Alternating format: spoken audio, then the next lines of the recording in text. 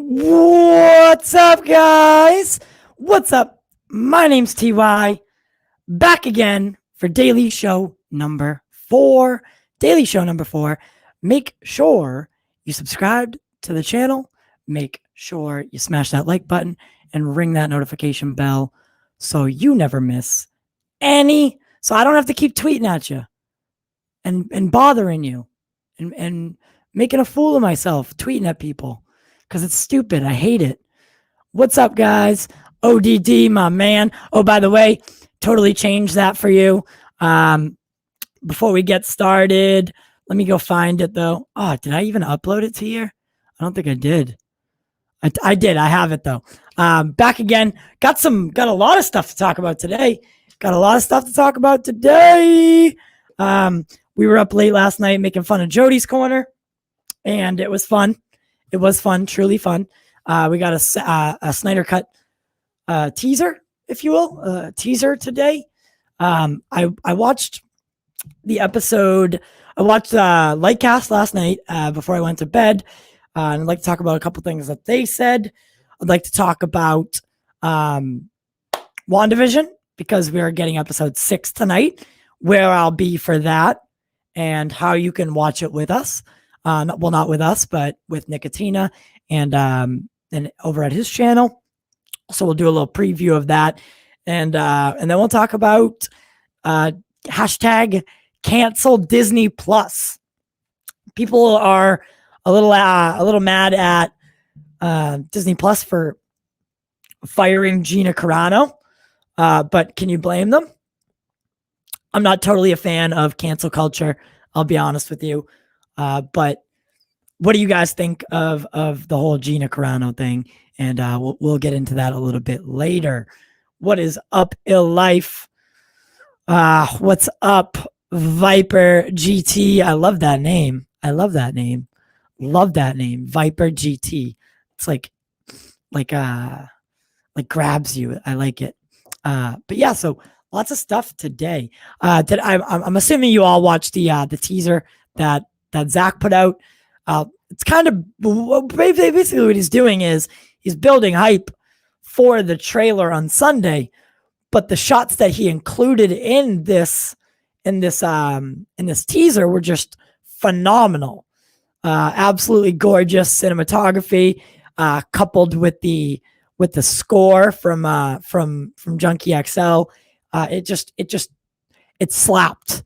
I think that's what the kids are saying these days. The teaser for the trailer of the 4-hour film slapped. It truly did. It slapped. And I'd like to get everyone's thoughts on what they thought about the trailer, or the teaser. I'm sorry. I'm going to keep calling it a trailer. Don't mind me. But you know what I mean. So the teaser, we'll definitely take a look at it as well on the show today. And that we'll probably look at the WandaVision trailer. And then we'll look at some articles about the Gina Carano spectacle. We'll look at some canceled Disney Plus stuff, and anything else that you guys want to talk about. If you just mention it in the comments, we'll get to it. So let's start off with the SnyderCut teaser. So new SnyderCut teaser released today, hyping the film up, hyping up the trailer that's coming out on Valentine's Day on Sunday, which we'll be doing a live watch party starting at 11:45 p.m. Eastern time. We'll be here. If you guys want to watch the trailer with us, react to it, anything like that, you know, I'd like to get your I'd like to have you involved with us. Don't forget, follow us on all social media platforms. They're in all the corners,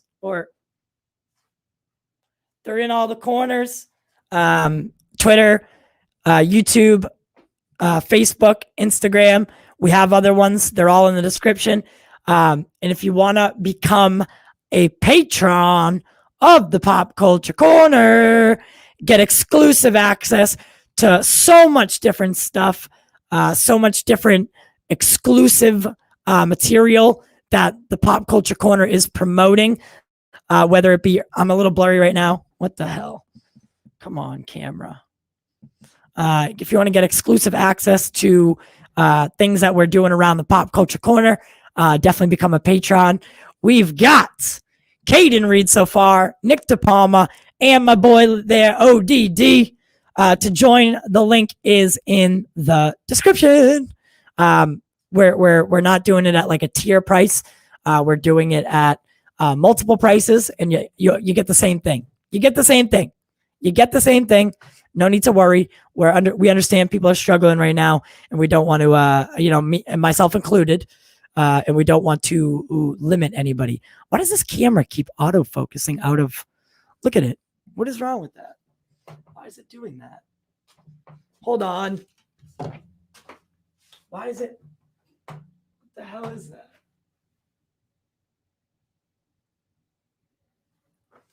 Come on, camera. It's supposed to be a brand new camera. Look at that. That's the blurriest thing I've ever seen in my life. What is wrong with this? Don't make me switch to the old camera. What the fuck?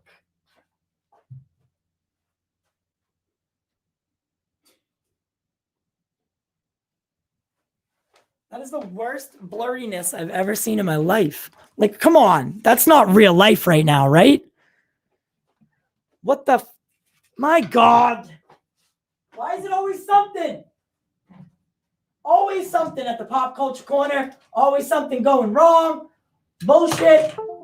Hold on. I'm plugging the other camera.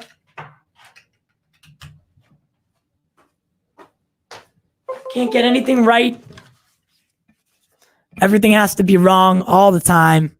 And we're just going to, it's a brand new Logitech camera, and I don't understand why it's doing that. Hold on. So, all right. So this is the older Logitech, and it's really close.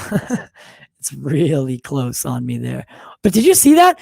That's a Logitech. The other one is this Logitech C920, best on the market, I would say. Right. Besides for as far as like affordable webcams, C920 is probably one of the best affordable cameras there are. This is the Logitech C15. This is from 2011. Jesus Christ. I don't know what the hell just happened. Sorry about that, guys. So let's get to the goodies, as ODD says perfectly. All right, we'll go through the comments real quick. What up? This is the first thing I've watched in the last few hours other than the teaser. My man. Finishing. Also, Ill Life put out some good videos, guys. Check those out. Make sure you subscribe to his channel. He's getting started now. But anyone else loving this? What? Really? All right.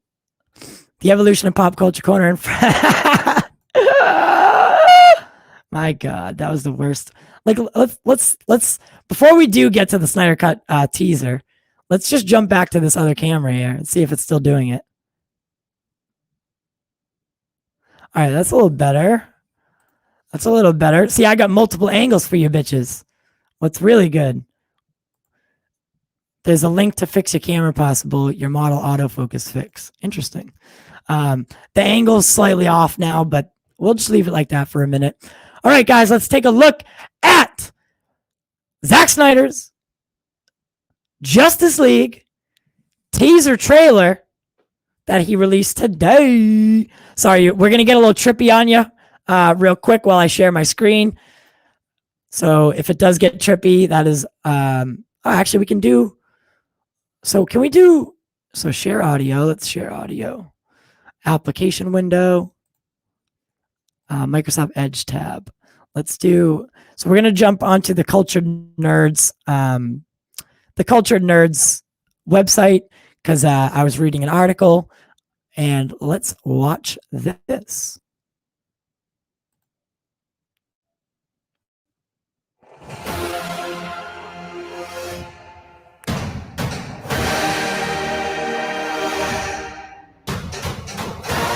Oof, my God.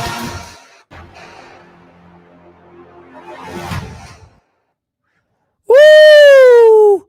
Let's watch it one more time. I don't know if that was like a little choppy, because it looked a little choppy on my end. Let's do it one more time. One more time, guys. One more time. Look, already has. Oh, come on. Where'd it go? Already has 861 points in views, and it came out like 4 hours ago, and it's with me. So let's go back here. So what are you guys thinking so far of what you're seeing from the Snyder Cut with the new teaser? What did you? I mean, Superman with the black suit. We get the Batmobile. We get Steppenwolf smashing his axe into the ground, creating what looks like it looks like a hentai tattoo. It looks, you know what I mean, like a designed hentai tattoo. And I'm pretty sure what that is the anti-life equation, or at least a variation of it. From what we're gathering, Darkseid is coming to Earth to grab the last piece of the anti-life equation or something to that effect. So what I'm thinking is that is the last. So is that a piece of the anti-life equation, or is that the whole thing? I definitely think it has something to do with the anti-life equation. I would just like to get what you guys thought, and what you're thinking, what you're gathering from. I mean, the teaser was like 18 seconds long, right? That 18 seconds was better than anything that we got in Justice League. And I'll be honest, Justice League, like, I didn't mind it as much as, like, okay, as far as the movie goes, the film itself, right? Take all the drama out of it, right? Honestly, I would go and watch that movie in theaters again because it's the Justice League. And that's what I do. I'm a nerd. I'll go watch it again, right? I'm not like everyone else where they're like, I'll never watch Justice League, or I wish I never saw it. No, I do wish I saw it. I am very glad that I watched Justice League, because without watching that movie, you can't have a gripe towards what happened or the situation. It's like if you didn't vote in the election and then you bitch about who the president is. Come on. I mean, Zach is different, right? We all know Zach hasn't watched Justice League. That's different. It's entirely different. All right. How long do you think the trailer is going to be? I would say either 2 minutes and 45 seconds to 3 minutes. I think that it is going to be the final trailer that we get. We're not going to get anything as dubbed a trailer after Valentine's Day. At least that's my opinion. So I think the first trailer that we got for at Fandom and the trailer that we're going to get on Valentine's Day are the two main things. The clips that he's dropped here and there, but yada, yada, yada. Those will all be what we're getting. Those are the looks that we're going to be getting. They don't want to give too much away. And then the marketing hopefully will kick up as well. But I don't think that we'll get another final trailer. If we do it, maybe it'd be a 15-second thing, kind of like this. And it just goes to show you that, like, Zach is doing this perfectly. He's roping you in. He's bringing you in and making you salivate for more and more and more. Because I know I am at this right now. I'm blown away. And all I want is more content from Zack Snyder's Justice League. He's making me basically like a heroin addict. Like I'm literally, what is the word? I'm having withdrawals almost. And you know, I think the lack of marketing is also like kind of a good thing. It's a good thing and a bad thing, because the lack of marketing kind of shows that there's not, like, we're not getting too much given away. And when I say marketing, I do mean like exclusive, like, you know, when they go on like Jimmy Kimmel and they'll show like a scene that we've never seen before. I'm talking about that kind of marketing. I wish HBOmax would do a little bit more as far as like posters and, you know, cups at McDonald's or toys at McDonald's, stuff like that's different in my mind, right? It is still marketing at the end of the day, but that stuff I do wish would happen. But I'm talking about like clips of the movie. I'm okay with not seeing too much. I do want to be excited going into March 18th and not know really what we're getting into. Like know a little bit, but not know everything. And I feel like that's the problem with films these days is like, you don't sit down at the movie theater and you're like, when a trailer comes on, you're not excited anymore. Or you might be, but chances are you've seen that trailer already. Chances are you know more about that movie than the trailer would ever tell you in the first place. And like, there's no more excitement. There's no more mystery to film. And that disappoints me. So I kind of like the mystery behind Zack Snyder's Justice League. I mean, the Green Lantern aspect of Zack Snyder's Justice League, I believe, is still one of the best secrets ever, right? Are we getting a Green Lantern? Are we not getting a Green Lantern? Well, we might be. Yeah, we might not be. Like, it's truly remarkable that this is still a secret, right? So let's look at some of the comments and let's talk about this in depth. I've got as much time as you guys have, so I'll be here. I slept till like 2 p.m. today, so I'm hyped right now. Right, this is technically my wake up stream. Right, I got my coffee, I got my energy, I got everything. All right, so let's see what he said. Kevin O. Doghair says Justice League still better than one. I agree. Unpopular opinion. Justice League better than Wonder Woman 84. I give that a thumbs up. I agree. Alrighty. 407 Viper GT. I will attempt to watch Justice League again before. Well, 407 Viper GT. We're going to be holding a watch party for Justice League this week. This week, we're going to be holding a Justice League watch party. So stay tuned. We're working on whether it'll be tomorrow or Friday. Most likely Friday night. That's when most people can watch it. So join us for that watch party. It's going to be really fun. We're going to shit on the movie. And not to copy Lightcast, because I know that they just announced theirs, their watch party. But we're going to play some game during it and have fun. So definitely come watch Justice League with us. Raging Entertainment says, look at your Dion box real quick. It's about Supernatural that can announce. Are you talking about the box set? If you're talking about the box set that was just announced today, I already know, and I'm hyped. Alrighty. Andrew Caselli says that was a boom tube behind Superman. Wait, I didn't see that. Where? Oh. All right, we're gonna have to go watch it again. We're gonna watch it again because I didn't see that. It's rated R, so probably. Yeah, okay. Yeah, you got a. All right, you got a point there.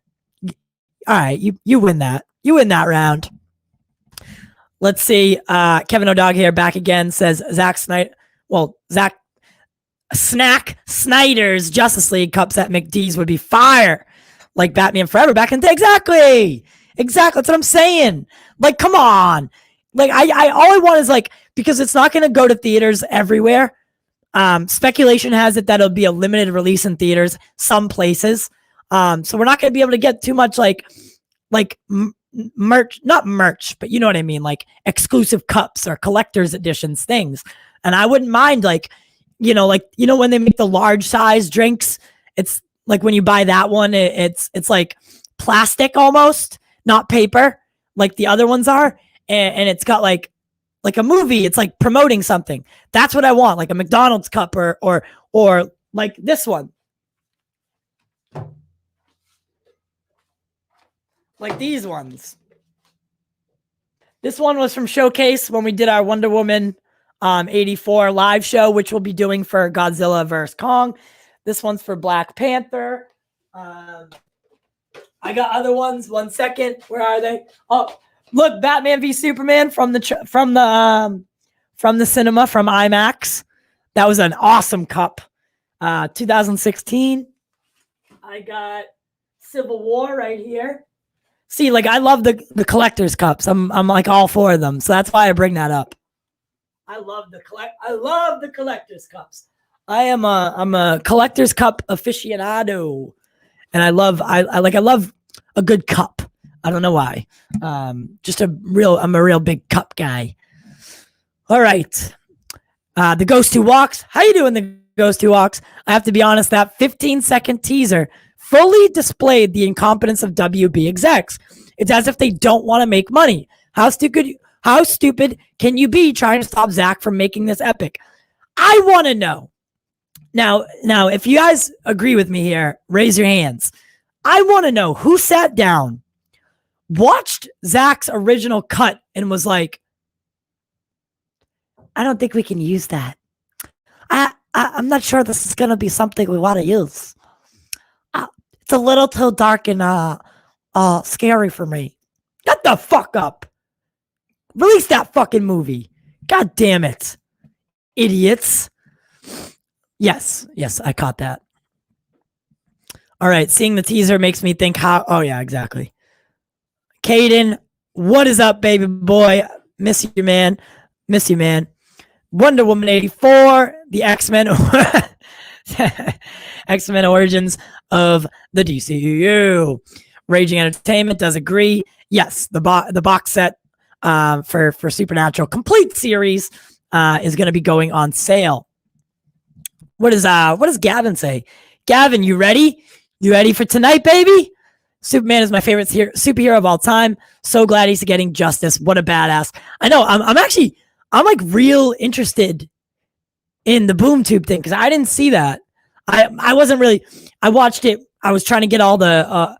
I had to remake the Patreon stuff, and I had to do a couple things before this. So I kind of watched the teaser like with one eye. With one eye up, and I didn't catch that boom tube, which I'm very interested in. Superman is a legend. Why can't WB treat him with respect the way they treat Batman? Basically, yeah, I agree. I couldn't agree more. You sent me 3 things. I'll check everything out in one moment.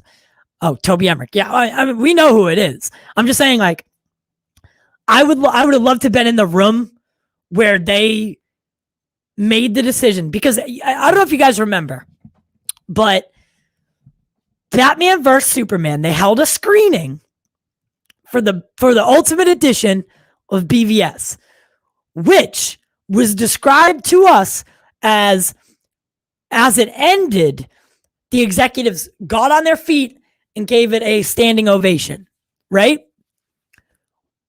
When they saw Zack Snyder's Justice League, where did we go from standing ovation at the end of the Ultimate Edition of BVS to trying to backdoor Zack out of the DCEU come Justice League?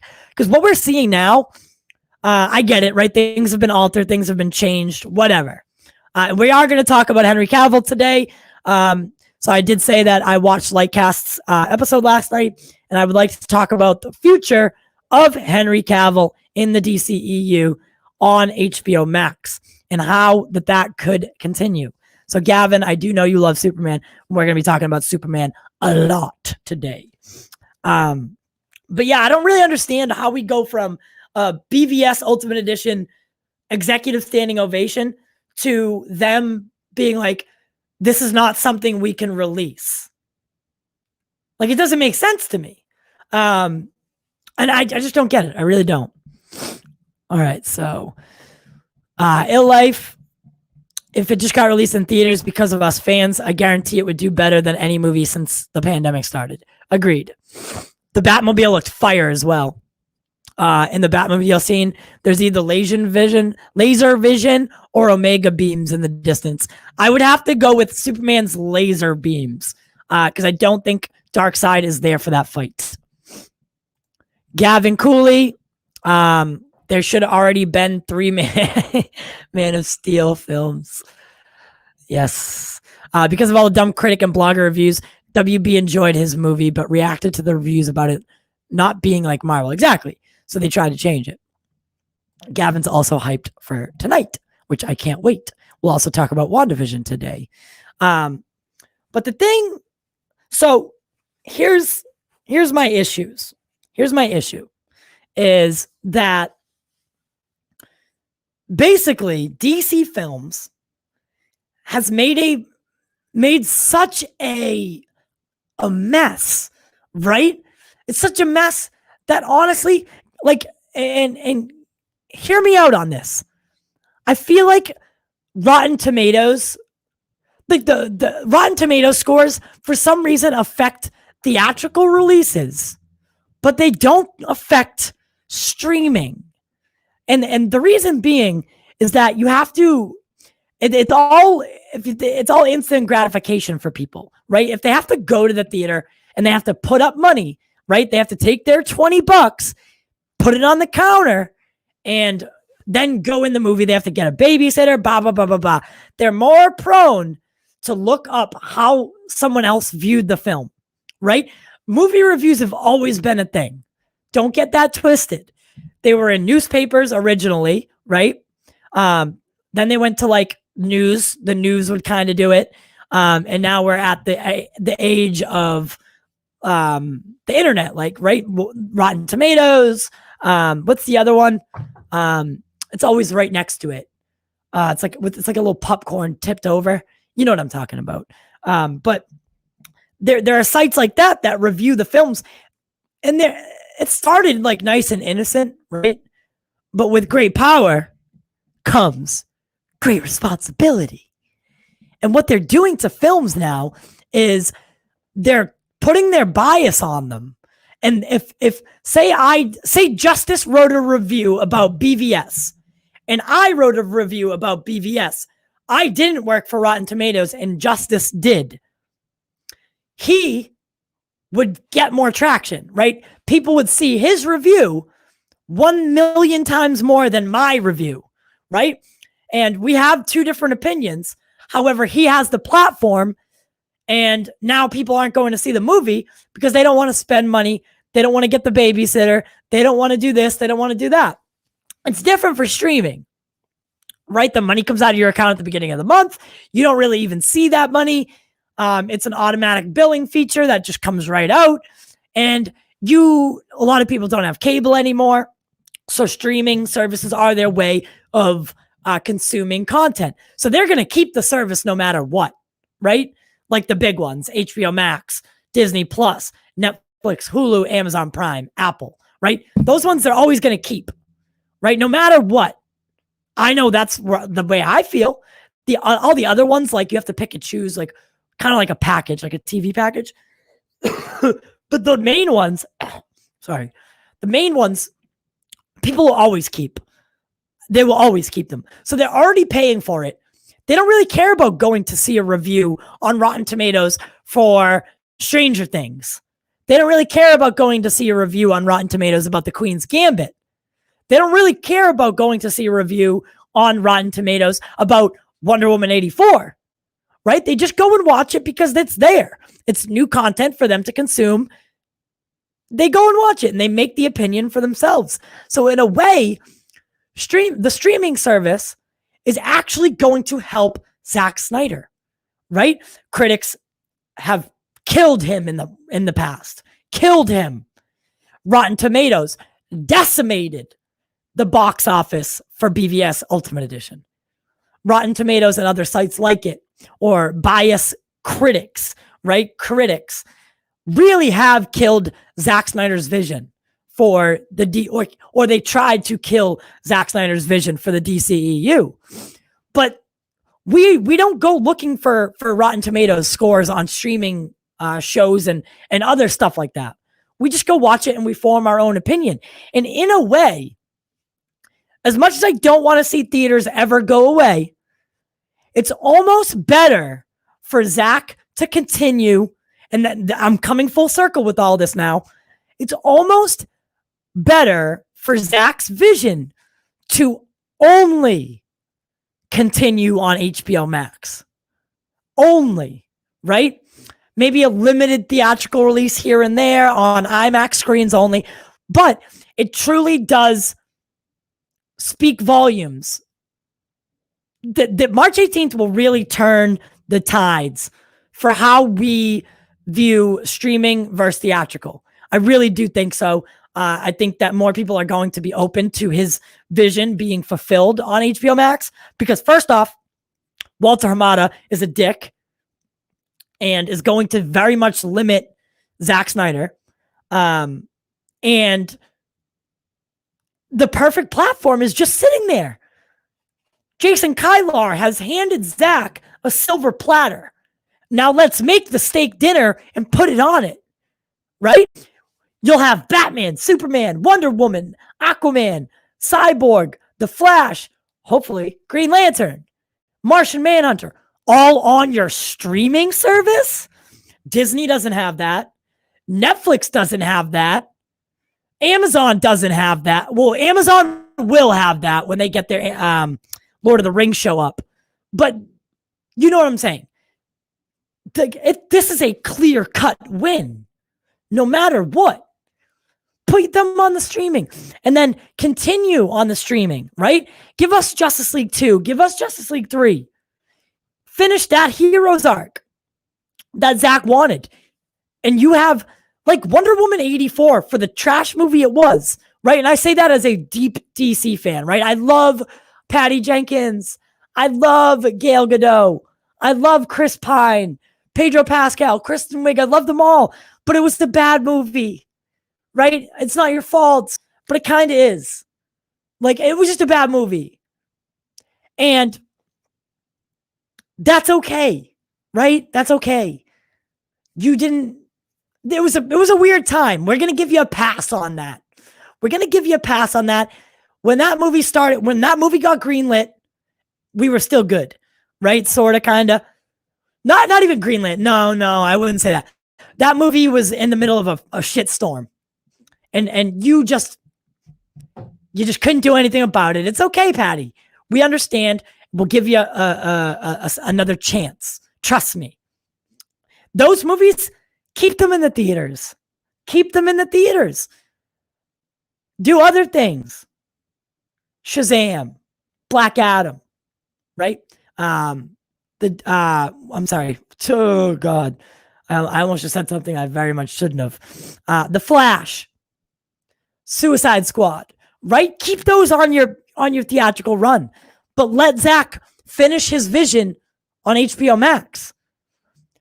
You know for a fact that people are gonna watch Wonder Woman 84. What I was saying was Wonder Woman 84, being the movie it was, put them 2 years ahead on subscriptions.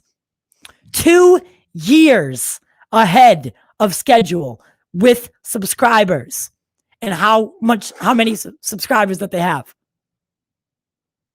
Imagine what happens on probably March 17th, March 16th, that area. Boom. Just like a boom tube. Boom. Spike. I guarantee it. Mark my words right now. I guarantee HBO Max within 1 week announces something about the Snyder Cut and continuing the story. Whether or not they're clarifying it and saying, you know what, we're thinking about it. Or, yes, it's happening. They are going to let us know. Continue Batman. Give him the solo series. Get Superman on there. Henry Cavill, as we've heard, like lots of rumors about Henry Cavill is at the moment being negotiated with to return as Superman. HBO Max, right there, it's waiting. Give Superman a show. Give him a limited series, right? Give him 8 episodes at an hour apiece. Catch up on lost time, right? Let's do this thing. Let's go fully into it. Like, as far as DC content goes, I really don't care about rebooting Batman the animated series, right? I hope they continue their animated run. I think they do a fantastic job with their animated films. Continue that, right? Then you're hitting all your marks. Keep releasing good comic books. Awesome. Give us the Snyderverse on HBO Max, right? What's that Field of Dreams? If you build it, they will come. All of us here right now, we will come. the Release the Snyder Cut movement on Twitter, Facebook, anywhere. We will come. At HBOmax, we will come. All you have to do is make it, and we will be there as supporters, as viewers, as your marketing, right? As Lightcast, as Matt said, these are our billboards. Use them, right? Word of mouth, get it out there. If you're not telling your cousins, hey, watch Zack Snyder's Justice League, then you're doing yourself a disservice, because that could be make or break, right? That could be everything. Coffee time. Basically, if they're not going to market this, I will. We will. You will. He will. She will. We are one. We are the Release the Snyder Cut movement. That was a mouthful. Sorry. I wanted that to sound so much more dramatic than it did. It came out so bad. But we are the Release the Snyder Cut movement. We got a movie that no one thought possible made and releasing on March 18th. There's no stopping at, right? The bell has already been rung, if you will. So I love this. I haven't been paying attention to the comments. My bad, guys. But there's been a lot of them since then. So I'm going to pick and choose. Okay, let's talk about this then. What the motherfucker was that? Ryan Reynolds back as Green Lantern. Andrew. And yes, Zachary Levi's Shazam. I am totally okay with him being theatrical. I loved Shazam. I really did. I loved Shazam. I knew it was like hi, Fear Jason. I knew it was like a left turn or a left turn on my angle. It was a left turn from like the Snyderverse, but I was okay with it. Some characters can't be that. They need to be a little lighter, and that's okay. Give us everything. Give me it all. Take my money. Well, not right now, because I'm like really hurting right now, but take it. I already subscribed to HBO Max. Keep my money. How would you feel if HBO Max had to recast all the main actors to have the Snyderverse we are talking about? If Ben, Godot, Henry didn't want to do it. I'm confused. Are you trying? Is this a hypothetical? Like, are you asking me, like, all right, well, if we had to do the Snyderverse on HBO Max and they wouldn't let them cross over from DC Films and we had to recast all the main actors, then no, that's not the Snyderverse. The Snyderverse is what started with Man of Steel and ended at BVS Ultimate Edition and what continued as the Snyder Cut of Justice League before he left. If those people aren't in it, if Henry, Gal, Ben, Ray, and I say Ray, because Ray Porter, Ray Fisher, if they're not in it, I mean, I guess you could get away with Ray Porter, but he's not going anywhere. If those guys aren't in it, those gals aren't in it, then no, right? Figure out a way to end it, but we'll move on, right? Because eventually one day we're going to have to move on. We're going to. It's a reality of the situation, but we're trying to finish the vision so that we'll always be able to go back and watch the Snyderverse. So if those characters, if those actors aren't portraying the characters, no, it's not the Snyderverse, right? It's something else. And that will eventually happen, right? Snyder's not always going to direct Batman and Superman. Snyder's not always going to direct Justice League. And eventually we will have to move on. But that's okay. Right? That's okay. We want to finish his vision now so that we'll always have it. I love going back and watching Dark Knight trilogy, right? It will always have a place in my heart because it truly meant something to me that at that time. Yeah, I think Ben's a way better Batman than Christian Bale. I love Jeremy Irons as Alfred. I think personally, Zack Snyder knows the character Batman far more than Chris Nolan did. Yes, I agree to all that. I think Ben is the most comic accurate Batman that we've ever seen and potentially will ever see. But we will one day have to move on. That is the reality of the situation. However, let's finish what we started. We owe it to Zach. We owe it to Autumn. We owe it to Deborah. We owe it to ourselves. Honestly, we owe it to ourselves. How many of you bought tickets to Justice League and came out of it like a lost, sad puppy? This guy right here. I tried to defend that movie. I tried to. If you guys want to know the truth, I tried to defend it. I came out of the theater and the couple buddies that I saw it with were like, bro, what was that? And I was like, well, no, like, you know, here's the deal. Like, Zach had to leave, but Joss came in. There are rumors that maybe this wasn't totally Zach's movie, but like you can tell there's some weird parts. Like, all they had to say was, what was wrong with Henry Cavill's lip? Yeah, all right. Yeah, you got, yeah. Just look past it. Try to look past it. Like, I tried to defend it because that's what I do, right? I'm a nerd through and through. Honestly, be honest with you, I liked Ryan Reynolds' Green Lantern. You know why? Because I like Ryan Reynolds and I respect him, right? Maybe the movie wasn't as good as it could be. I don't see, what is that noise that keeps happening? Why does that keep happening? Oh, I think it was the SnyderCut thing. I defended Ryan Reynolds' Green Lantern because I don't see the bad in things. I see the good, right? I try to focus on the positives. Wonder Woman 84, the positives were Kristen Wiig as Cheetah. Pedro Pascal killed it as Maxwell Lord. Wasn't too intimidating. Gal Gadot really flexed her muscles, right? As far as people used to say that she didn't have much range. I think she did pretty well.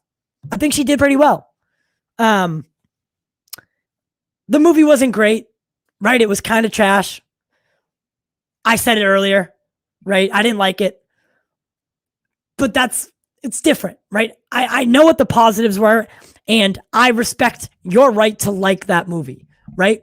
I personally thought it could have done a lot better or been filmed, written, and shot a lot better, but that's okay, right? That's not for me to set, like, that's not for me to demand. The studio was in a weird place at the time. Patty probably was told things to do this, to do that. We know that Warner Brothers acted a certain way consistently. What am I reaching on? Oh, Green Lantern? No, listen. Like, if you ask anybody I know, I'll always try to find the positives in something. Like, Ryan Reynolds' Green Lantern was like a bad movie. I knew that, but I still liked it for what it was at the time, right? I liked it for what it was at the time. Obviously, it's not great, right? Like, looking back on it, you can see the flaws in it, but we grow as, like, a director doesn't just grow as a filmmaker. Actors don't just grow as actors. We grow as viewers, and we have different tastes, different interests. You know, that was like the first Green Lantern live action thing that we ever got to see. So I liked it for what it was, right?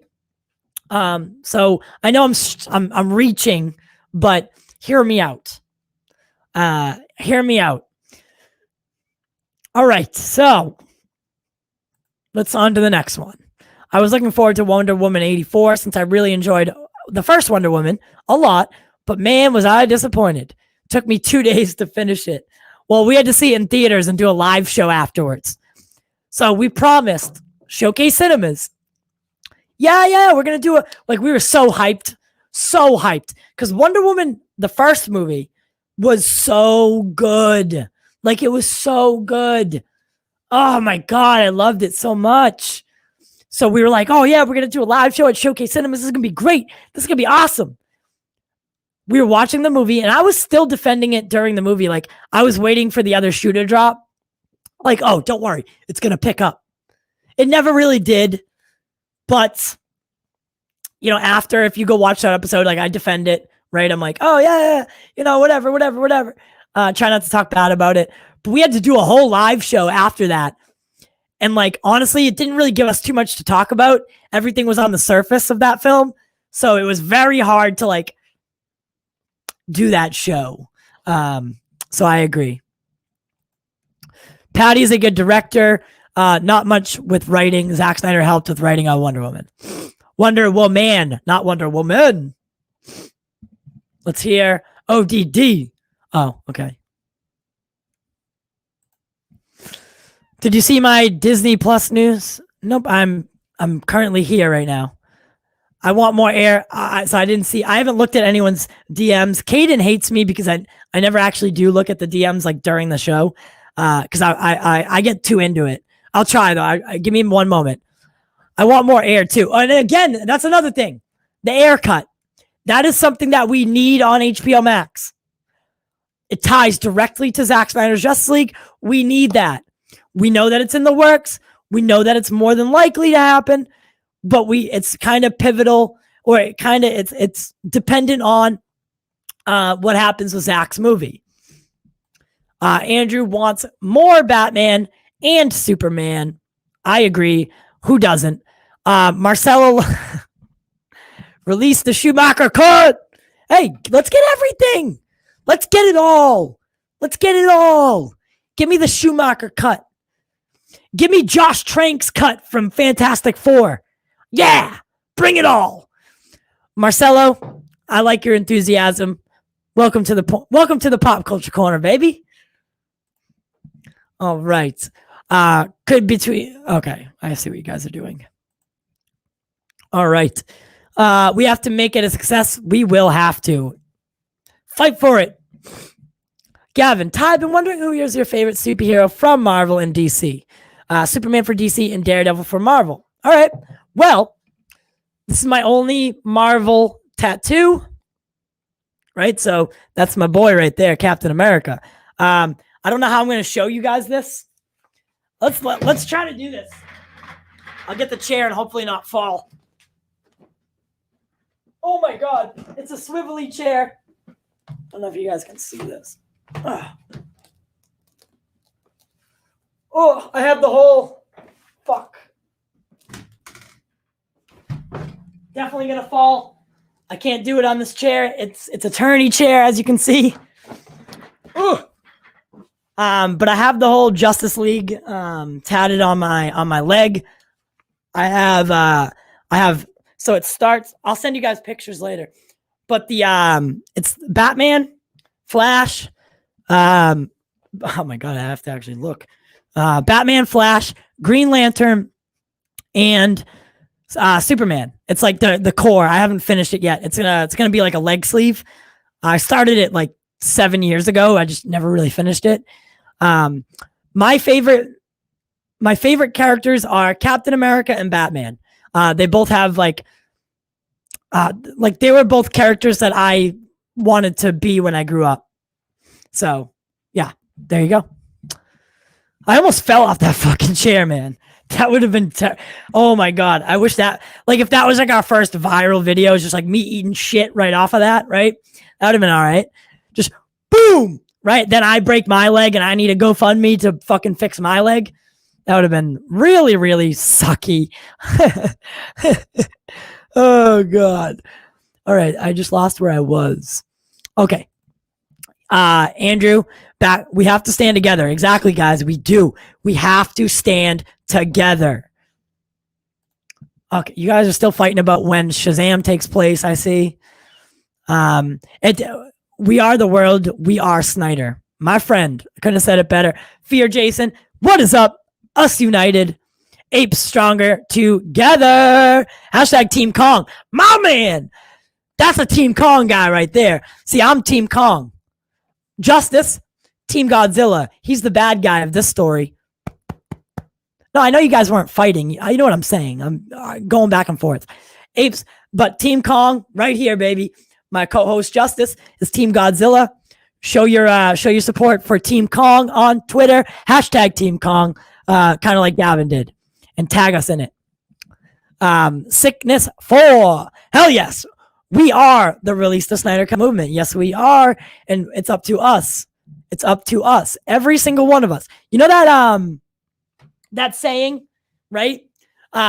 So like when you say to someone, oh, hey, go, and I know I've made this comparison already today, but you tell them, hey, go vote, do your part. And they go, well, one person won't make a difference. Well, one person leads to 2. 2 people leads to 4. 4 people lead to 8. 8 lead to 16, and so on and so forth. It all starts with 1.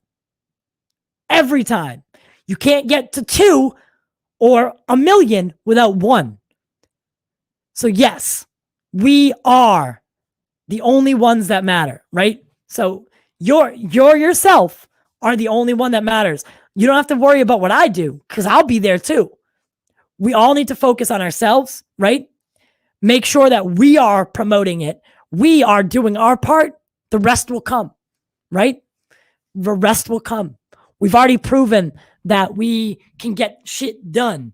We've already proven that we have what it takes to tell the studio what we want. So let's keep it going. Cameron, how you doing, Cameron Harrington? We'll find out who Green Lantern was supposed to be after the movie comes out.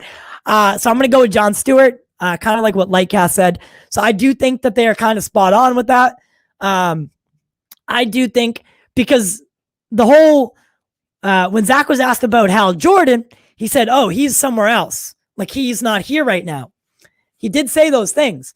And Green Lantern Corps was supposed to come out after Zack Snyder's Justice League with a seasoned Hal Jordan.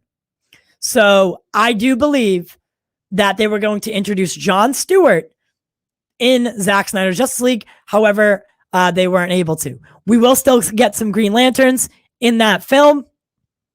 I could be way wrong, right? Lightcast could be way wrong. But I do think that we're going to get Green Lanterns in the film. I just don't think they'll have dialogue and they'll be the alien, like the alien versions of the Green Lanterns. And that's not bad. That's not bad. That's a good thing. That's a good thing. Can you see Zachary Levi's Shazam in a scene with Cavill, Superman, and The Rock, Black Adam? Hell yes. Because, all right, guys, check this out. It was hard to see, and I'm going to make this comparison. It was kind of hard to see Ant-Man or Paul Rudd in a scene with Captain America, right? Like Steve Rogers. Steve is a very serious person, very serious character, very motivational, very motivated, very driven. His moral compass is banked up, right? And Ant-Man was just like, right? Ant-Man was just like running around. But Paul Rudd really like honed it in and delivered an actual serious performance when it came to Endgame.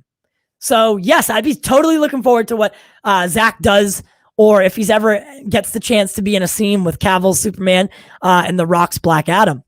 And we all know The Rock can do serious. No, if the actors didn't want to do it.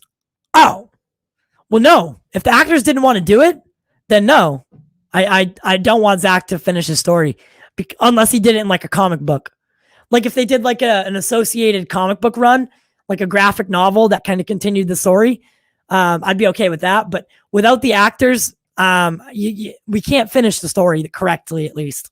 Because once you start like bringing the multiverse in or recasting like without knowing, right? Like they just subtly recast. It's not the same, right? It's just not the same. I do know what you mean though. I do.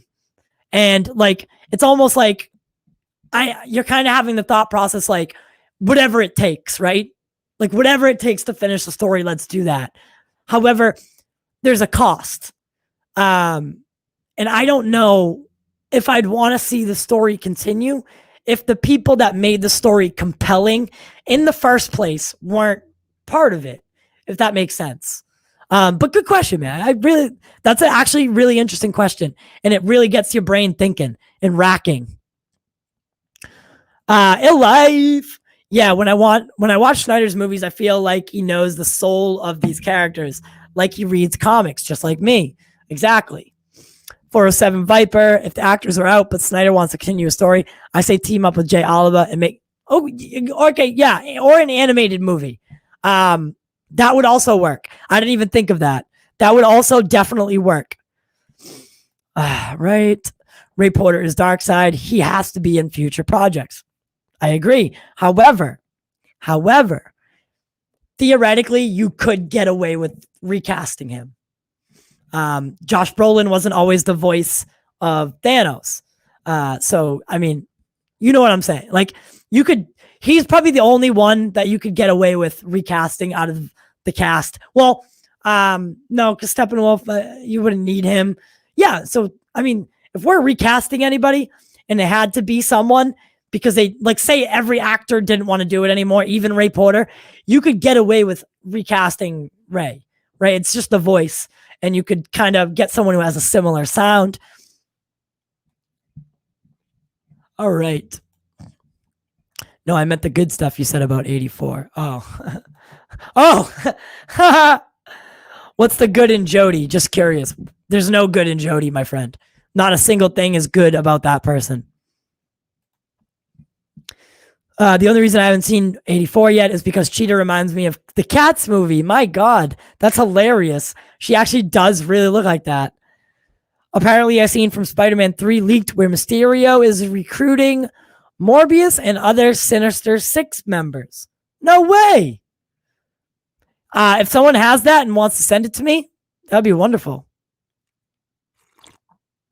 Look, yeah. Now we're all going to start acting like junkies. Where is it? Where is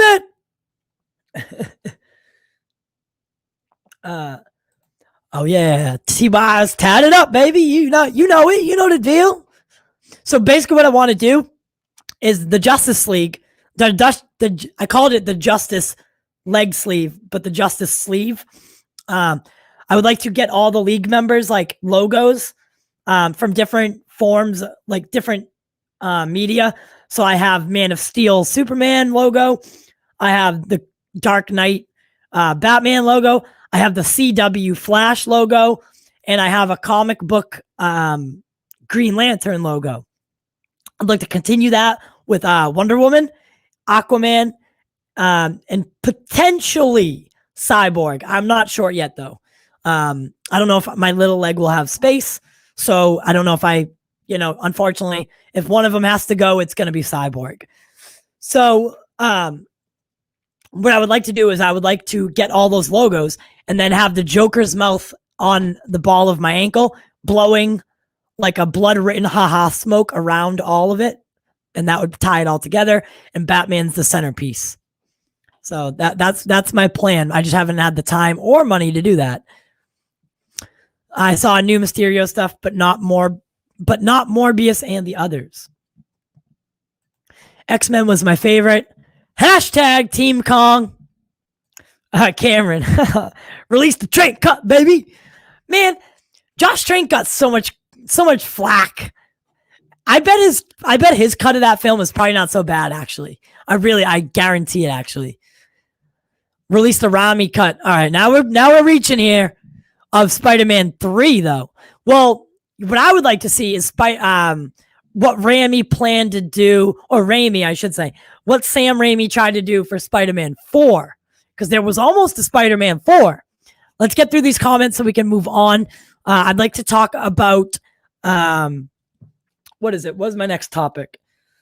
Martian Manhunter. Yes. Actually, that's funny. I just put this up. Make the Martian Manhunter movie, which is exactly what I want to talk about next. Imagine Martian Manhunter by Antoine Fuqua or Cyborg, directed by Rick. I can't say that last name. Release the web cut. Is there even a web cut, though?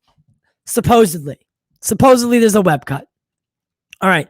So I'm gonna stop there for now. Okay.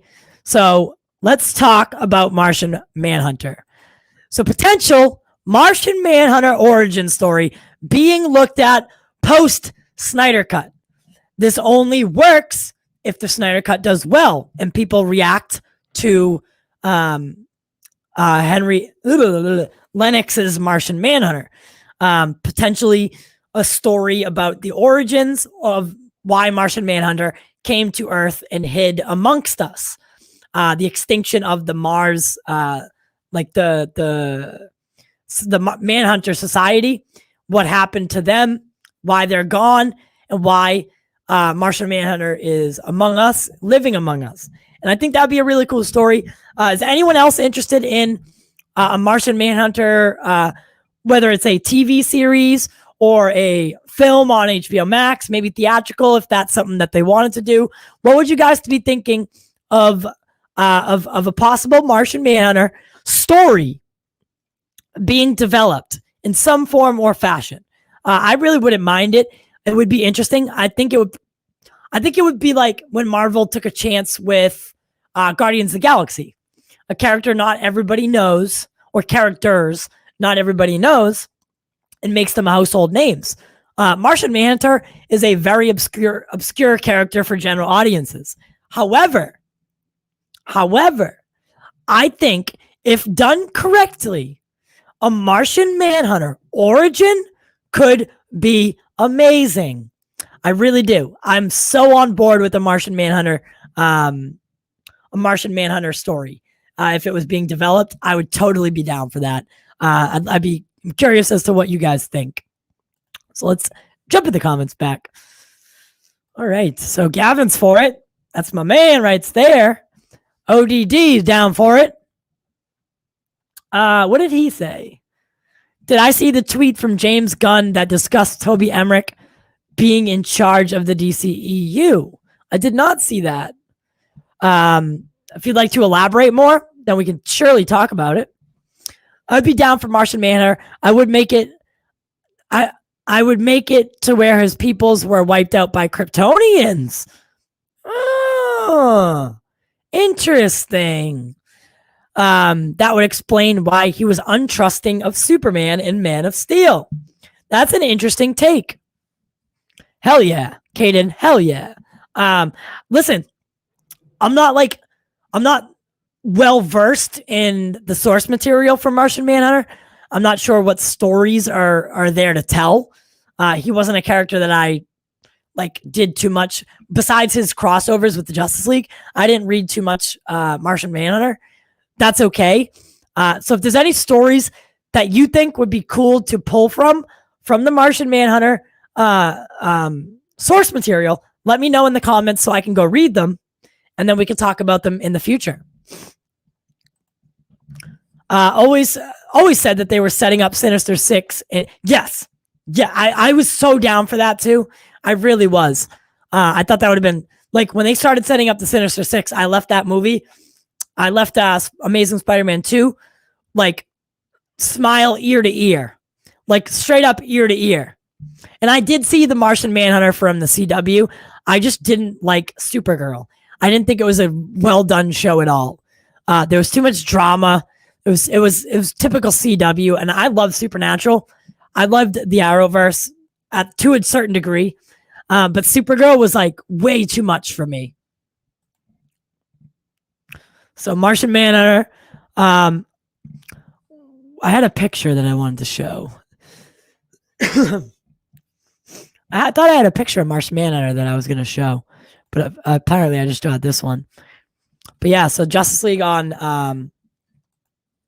the future of the Justice League on HBOmax could potentially lead to other solo stories on HBOmax.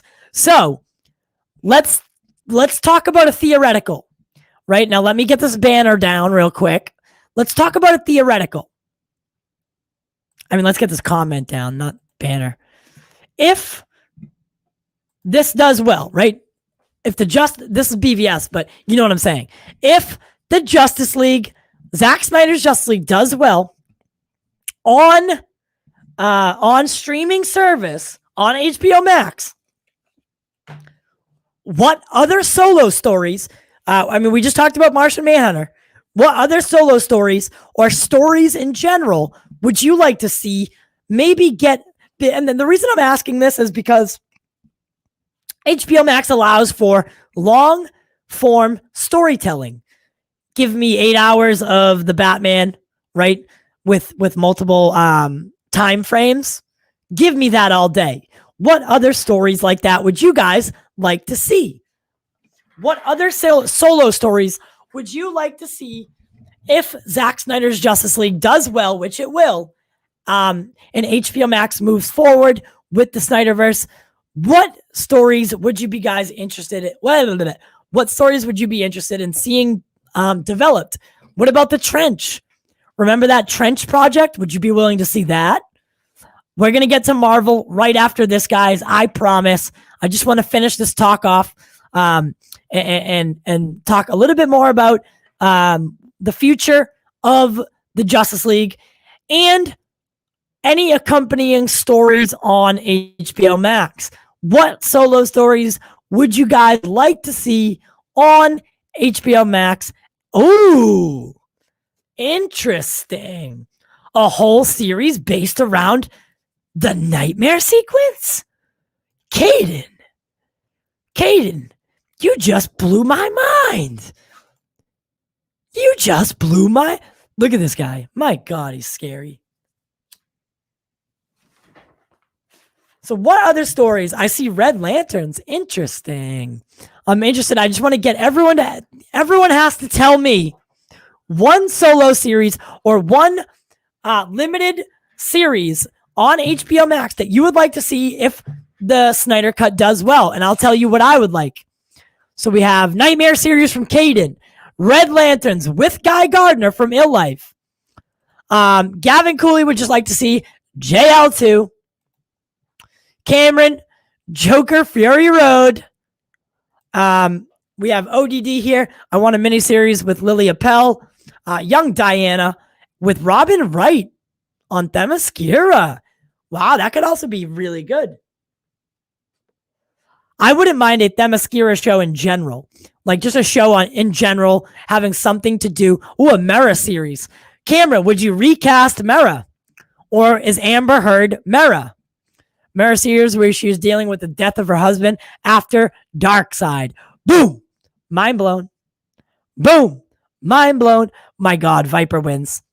407 Viper wins. A Dr. Fate series. Yep, I'm all in on that. All in on that.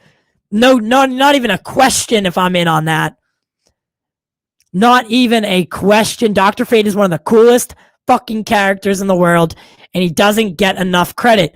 Are you excited to see Dr. Fate in Black Adam? As we know, chances are he will be in Black Adam amongst the JSA. Are you excited for that? 1 second. Let me get this last picture up. Batman versus Deathstroke from Andrew. Ooh, Gavin got a good one here. Orion, son of Darkseid, would be dope. Constantine should special guest on Dr. Fate. ODD, odd. Who would you cast as Constantine? Don't say Keanu Reeves, I swear to God. Dr. Fate is my main character in Injustice 2. Black Adam and the JL. Am I missing something here? Black Adam and JLD? What's JLD? I'm bad with acronyms. So if sometimes I don't get them. Black Adam and JLD has both Dr. Fate. Oh, Justice League Dark. Oh, okay. I got you. Yeah. Do you think, is it going to be the same Dr. Fate?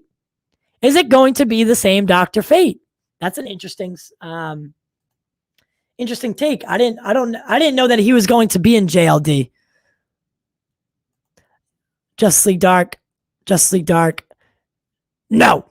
Caden says no. So it's not the same. So is Justice League Dark supposed to be in the, because this is what I've been confused on. Is JLD like a Black Label kind of thing? Is it like not set in the same universe? Andrew Caselli, a show about the Joker, which I think we all want. And it better be the Joker. It better be the Joker from Zack Snyder's Justice League, not the Joker from the theatrical cut of Suicide Squad. We don't want any of that. We don't want any of that. We want more Zack Snyder's Joker. We want more Zack Snyder's Joker. We don't need any more of that theatrical version. We don't know what that was. We don't know what that was. This Joker right here, baby. This Joker. So beautiful. Let's take a look at him. Oh my God.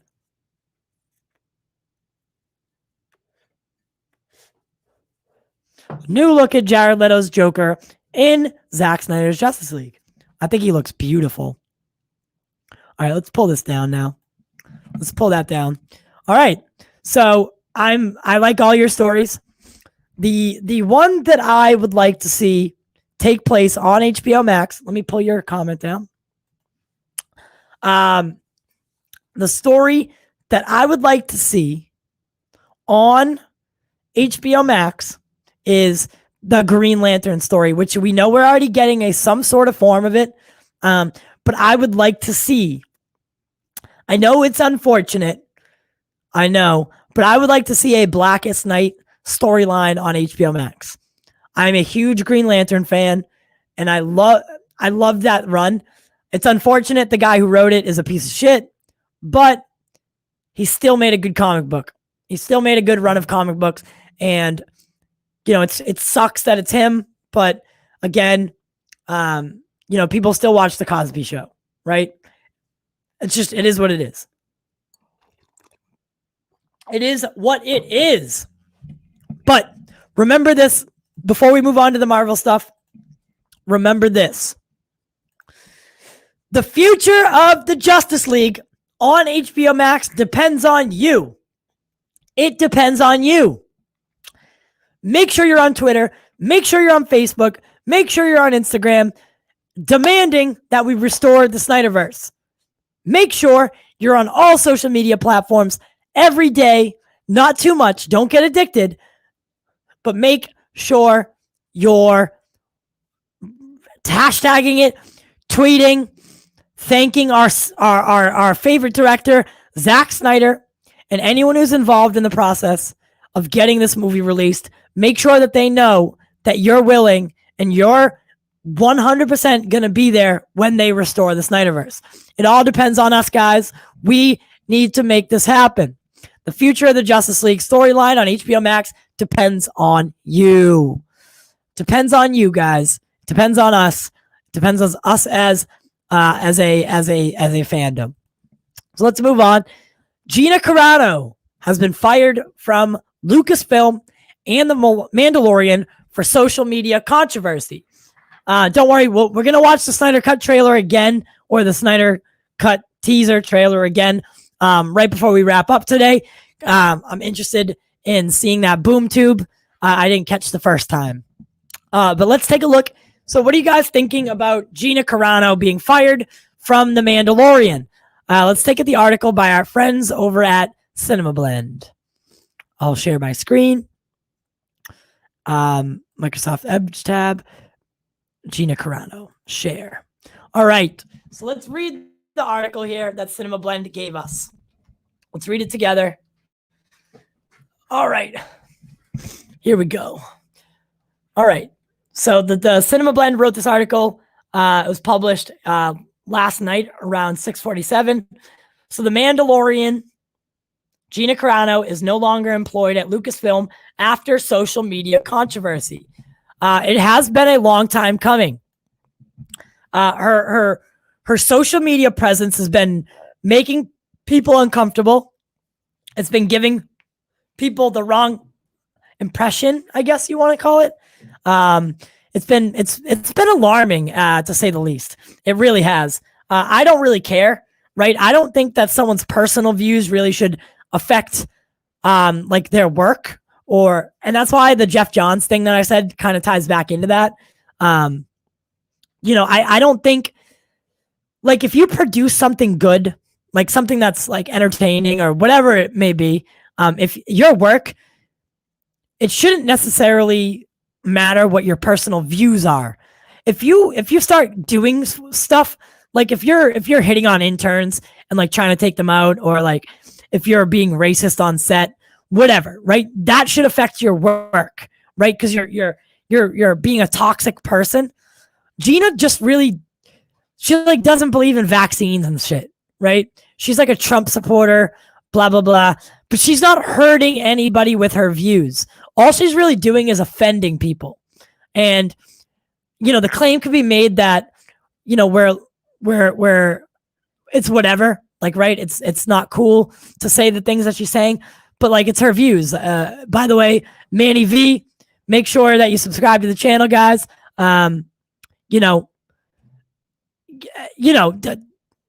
love having you here. And this is just something that's like my view is that I don't think, I didn't know she cheered on the Capitol raid. I'm just saying that, like, you shouldn't be, just because you view something and like you have, like, you support a certain political party, you know, and I also did say this is a long time coming now because it has progressed, and she has said some things now that have crossed the line, and I can understand why she has been fired, and I understand why Jeff Johns is done at DC. I'm saying that I like his comic book run for Green Lantern, right? I do not like him as a person. I think he's a shitbag, and honestly, I'm starting to really not like Gina Carano. I think she's becoming like a real, like, it seems like she's doing it for the attention, or she wants to be that person that says stupid shit, right? Like, no one should have cheered on the Capitol riots.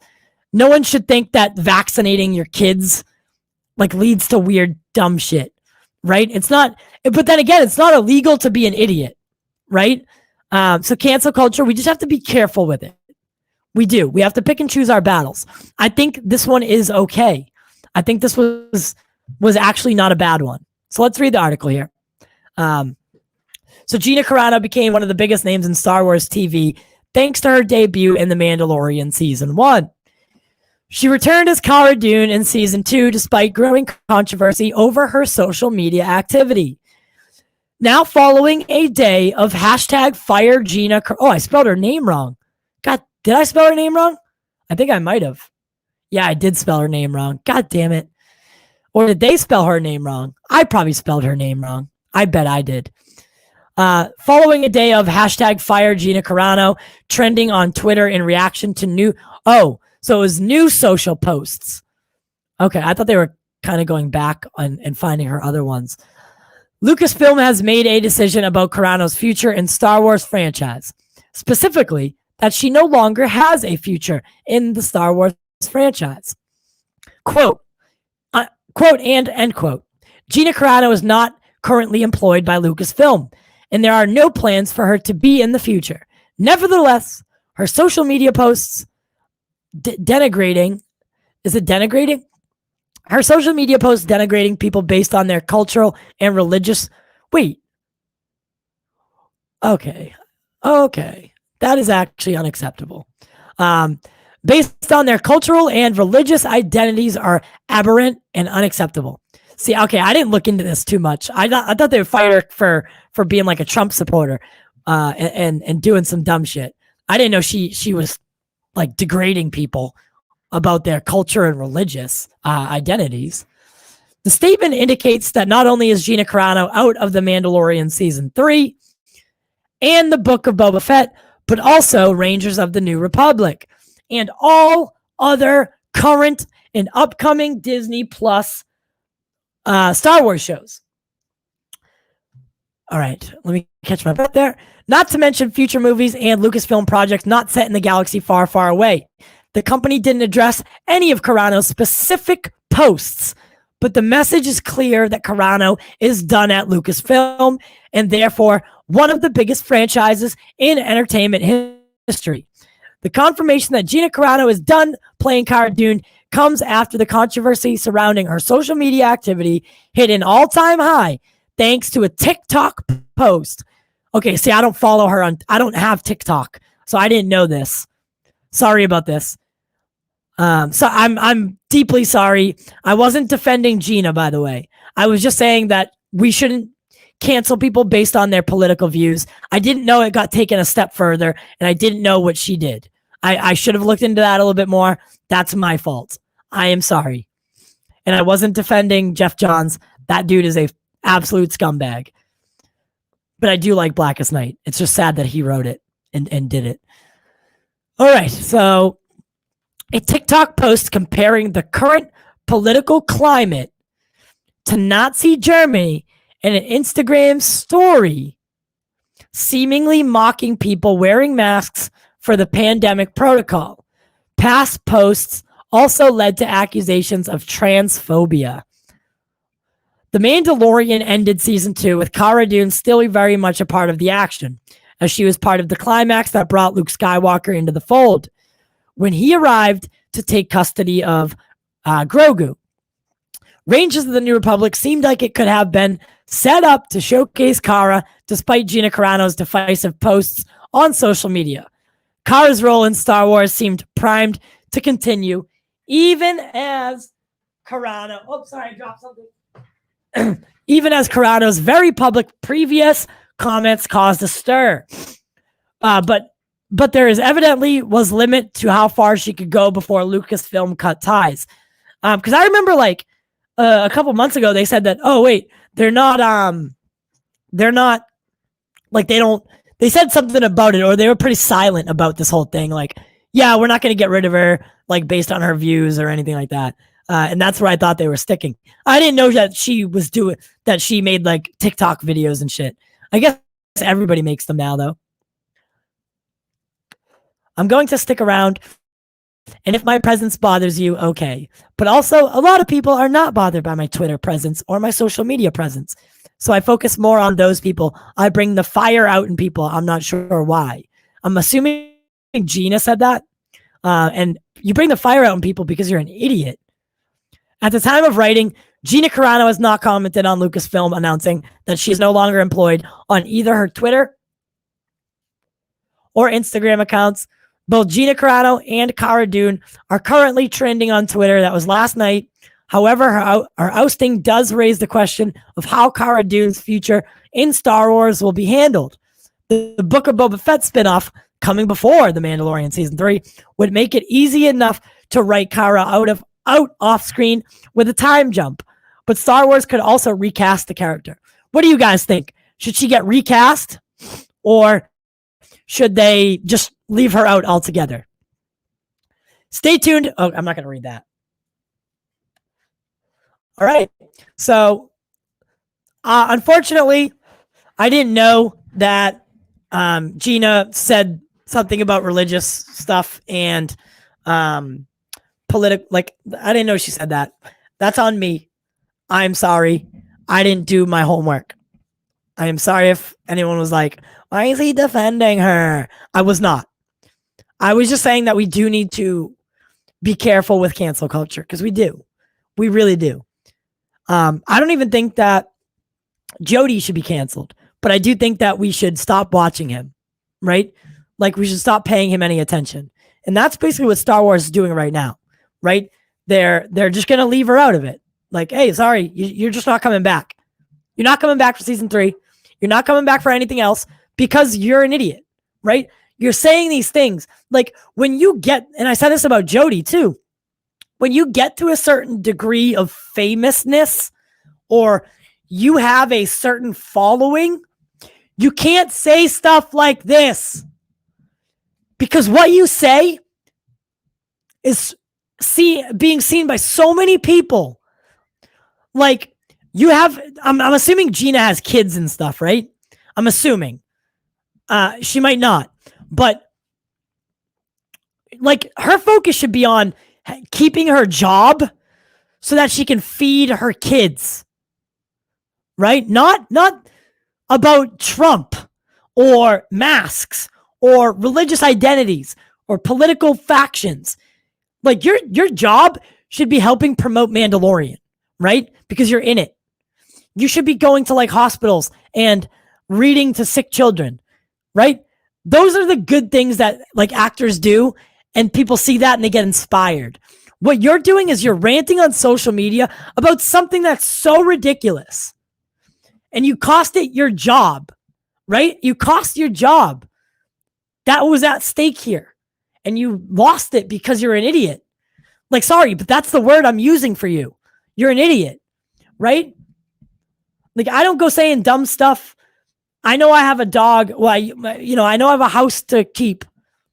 I have to keep feeding myself. Like, whether I believe something is one thing, right? Whether I say it is another. And I'm not going on Pop Culture Corner Twitter and like saying that you shouldn't vaccinate your children. Like, you gotta not be dumb.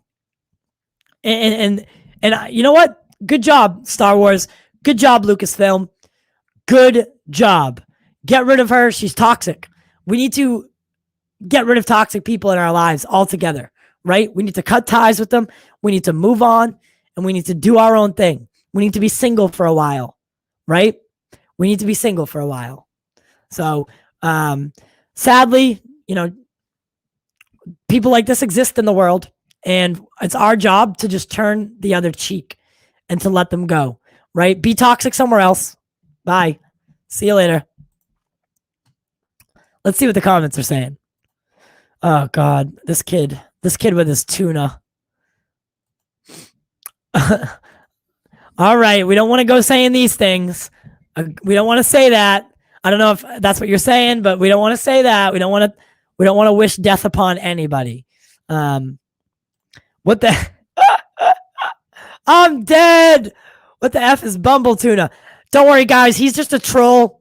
You don't have to pay any attention to him. He's just a troll. He just wants to troll. She got blacklisted. Her talent agency even dropped her. Yeah, she's probably done in Hollywood. Definitely done. Not a lot of people are going to deal with that kind of shit. So, look at that. Guess who's here? Get jacked 141. By the way, if any of the patrons, if any of you want to join the stream right now, let me know and I will get you in here. We can talk. Let me know. I'll let you in. I got to send Jack the invite, guys. Sorry. Watch this cool video. I love you guys. I'm just going to invite Jack. So, and bring him in here. Let's do the February lineup. How about that?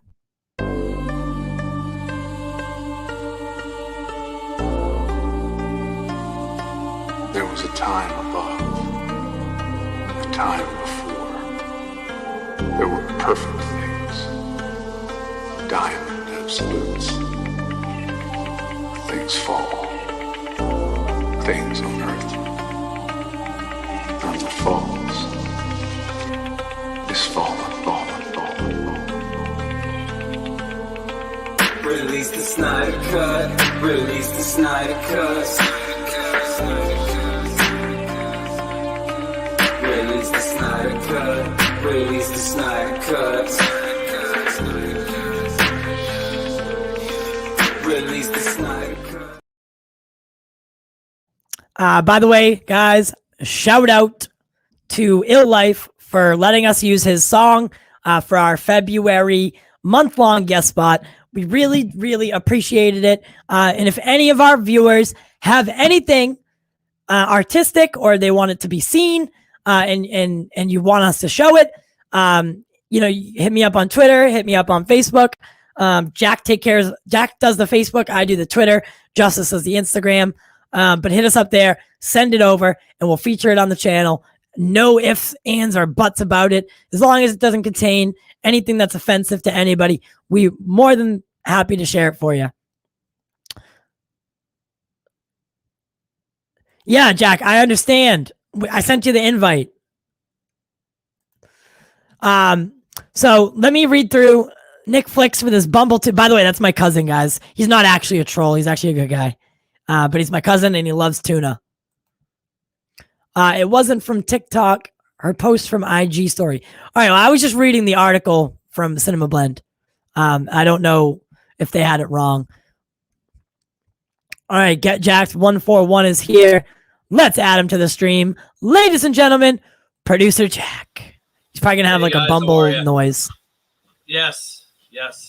I bring oh, God, the noise of birds. The sound of birds I bring for you.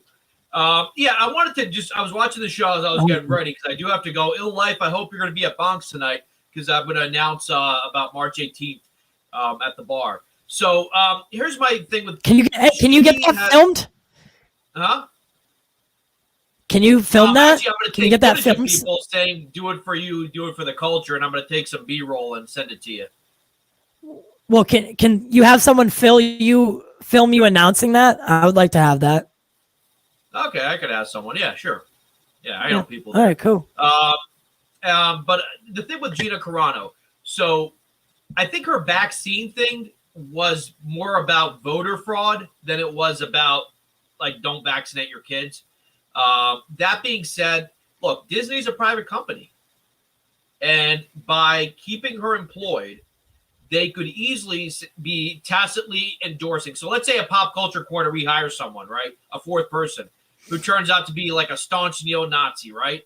And then we turn around and say, well, we don't endorse his views, but the guy is a good podcaster. What we're really doing is giving that person a platform, right? So Disney is kind of in a weird place where, yeah, she's a good character, and I like her in Mandalorian. I also liked her in Deadpool. I thought she was good in Deadpool. Oh, yeah, she was in Deadpool. Yeah. And by the way, that is Fast and Furious movies, I think. Oh, I think she was actually. No. Yeah. That was that other one. That was Ronda Rousey. Yeah. But my fear is that, and we saw this happen to Kevin Hart. He made a homophobic joke 10 years ago when, by the way, the culture was different. People were still making jokes like that. It wasn't right, but that was the time. People were making jokes like that. And they can't fire him for the Oscars.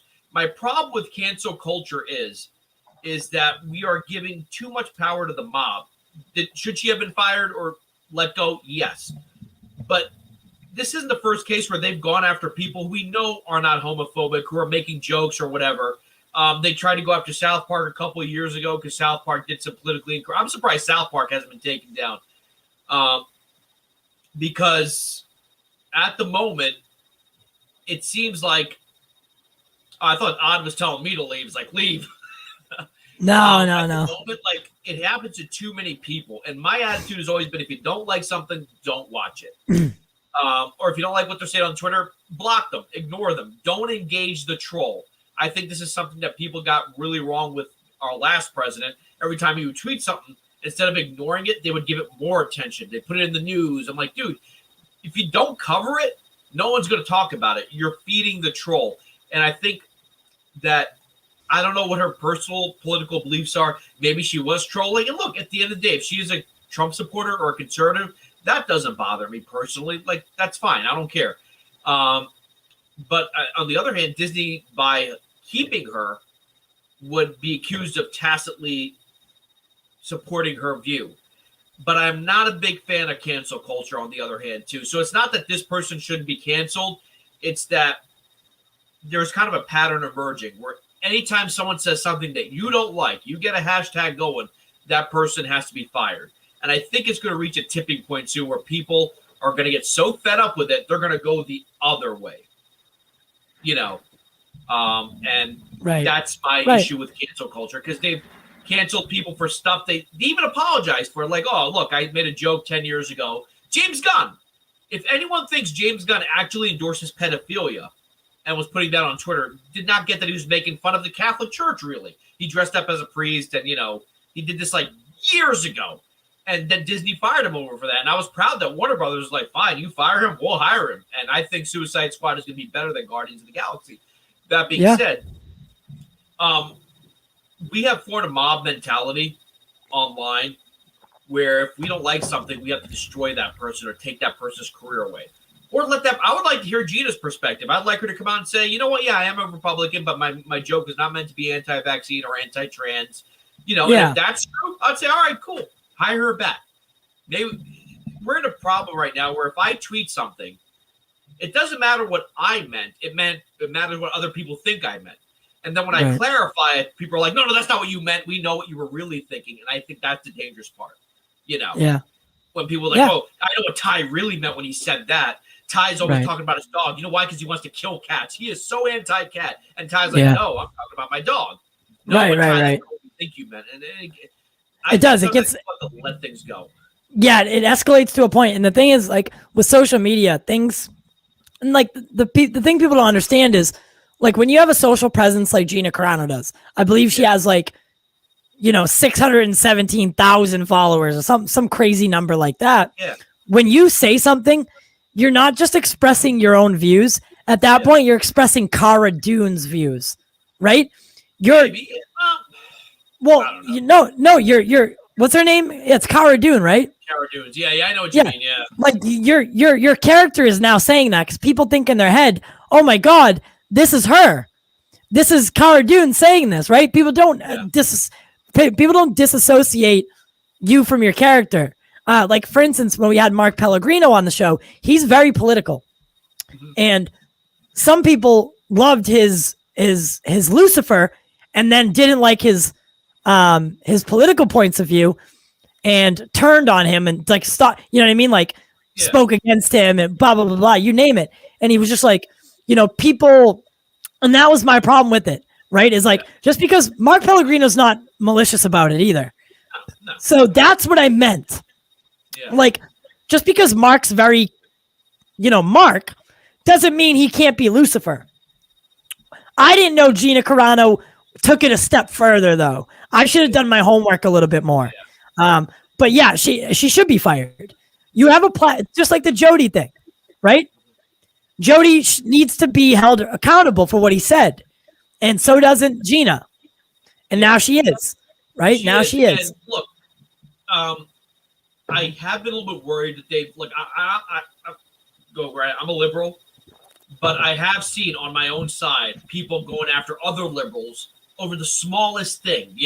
Oh, you said this, this is what you meant, and I think that's getting to a point. Like, yeah, Gina Carano, no excuses, but like we have seen it happen time and time again. The people who made a joke or posted a meme, and people were like, "We don't like it." Like, I'm a big fan of George Carlin. George Carlin, it kind of reminds me, if you ever watch like the evangelicals of the 80s, anything they didn't like on TV, they have to take it down. Any movie we don't like, you got to take it down. We got to boycott it. Any song we don't like, you want to call the radio station, take that song down. That's offensive. It kind of reminds me of the same thing. It's happening on the other side. And so I'm a little bit hesitant, like when people go right after people, like, take this person down. I'm not talking about Gina Carano. I'm talking about this sort of the cancel culture in general, because I think it's dangerous. I think it's very dangerous. Even that guy Jody, people were making threats like, "Oh, you were in LA or whatever town you're in. We're going to find you." Like, yeah, it is. Can you keep talking while I send the link to a couple people? Yeah, sure. Go ahead. Yeah, because I got to leave in like 4 minutes. All right. But there's a thing. There's a difference between being like polite to someone, being nice to someone, and then also being politically correct. Like, one of my favorite shows, hands down, I still watch it, is South Park. There are episodes of South Park that I will skip. I have the first 10 seasons on DVD that when I'm watching, I will skip because they're a little too politically correct for me. I don't try to get the show taken down. I don't try to, write to Comedy Central, Paramount, or Viacom and say, this show offended my personal beliefs. And there should be, I was like, just skip that episode. Family Guy's done the same. Seth is an avowed atheist. He shits on the Catholic Church all the time. And 9 out of 10 times, I laugh my ass off. The 10th time, maybe it goes a little too far, I skip that episode. And I think that right now, we're in a place right now where we've been, maybe it's millennials, maybe it's a generation after us, where if we don't like something, we have to have it taken down. We have to stop this person from speaking. Every time you do that, it's human nature to want to know more about that person.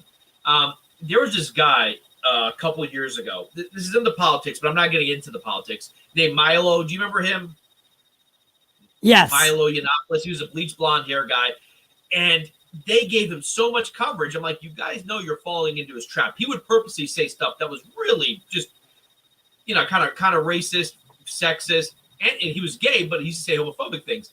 But every time they covered him, he was doing what they wanted him to do. Every time they banned him from speaking at a university, I said, imagine if he wasn't banned. Would you be talking about him on the news today? The answer is no. He would just be some guy who goes to college. I really like what Marcelo said here, because I had just said this. So an intelligent person wouldn't ruin years grinding and acting career with personal opinion tweets. That's why you have your family and friends to talk about that. And that's true. Yeah. That's 100% true. Because if you're being held, it's a sad thing, but you're held to a higher standard when you're a celebrity or someone that's in some, like, for instance, But maybe Game of Thrones. Yeah. Maybe. We should be listening to celebrities on this type of stuff anyway. No, I agree with you there. I do. I agree. You shouldn't be like, the celebrities are just people that have like been in things that people know about, right? Right. Exactly. They're just they're the same as right. They're the same as you and I, but they just have something, like they've done something in their lives to put themselves in the public perspective. Not what I'm using the wrong word, but you know what I mean. Right? Yeah. And that's the only difference between them. They still have the right to their own opinions or to cheer on something stupid. Don't do it publicly though. So Caden, I'm going to invite Caden in. I'm also going to invite Andrew Caselli in. Caden, did you send the link to him?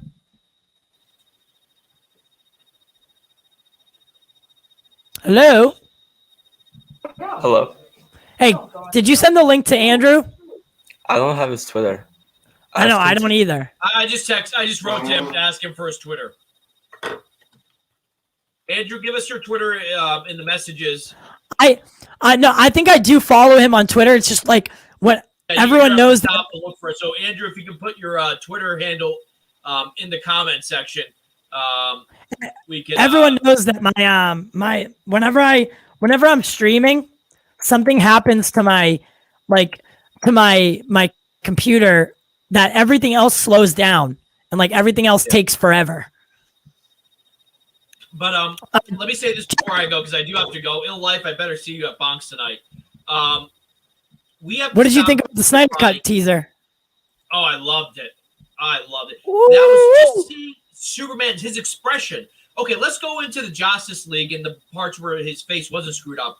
He looked so intense. The look on his face was like, "Don't F with me." I love that expression because that's he just got, so. You know, he's a good actor. A lot of people forget he's a good actor. He's just like a Wonder Woman looked like a warrior, not crying over her boyfriend. You know, she looked like. I loved it. 15 seconds, 14 seconds, I think it was, 19 seconds, whatever it was the best 19 seconds I've seen in television this week or film. It was simple to the point, and this is the type of marketing I was asking for. I'm glad that they're doing a teaser trailer for the trailer. They need to promote this more, and I think after February 14th, we're going to see more teaser trailers. I was hoping for something during the Super Bowl, but your friend, who I think you should totally date, Grace Randolph, on one of her shows today. That's so gross. Why would you say that? I could make a movie out of that. Two podcasters who hate each other but fall in love. You guys meet at a Comic-Con. But I can't stand it. But it was weird. She said that apparently Warner Brothers is keeping a very big eye and are happy with how popular SnyderCut is becoming. Because at the end of the day, money talks. If Walter Amada doesn't like it, tough luck. If Toby Emmerich doesn't like it, tough luck. Guess what? If this thing is going to make a lot of and merchandising, this will do big in merchandising. It's already doing big in merchandising. They haven't released proper posters yet. You know, I'm waiting for those posters. This is going to make a lot of money, even if it does get another 20% on Rotten Tomatoes.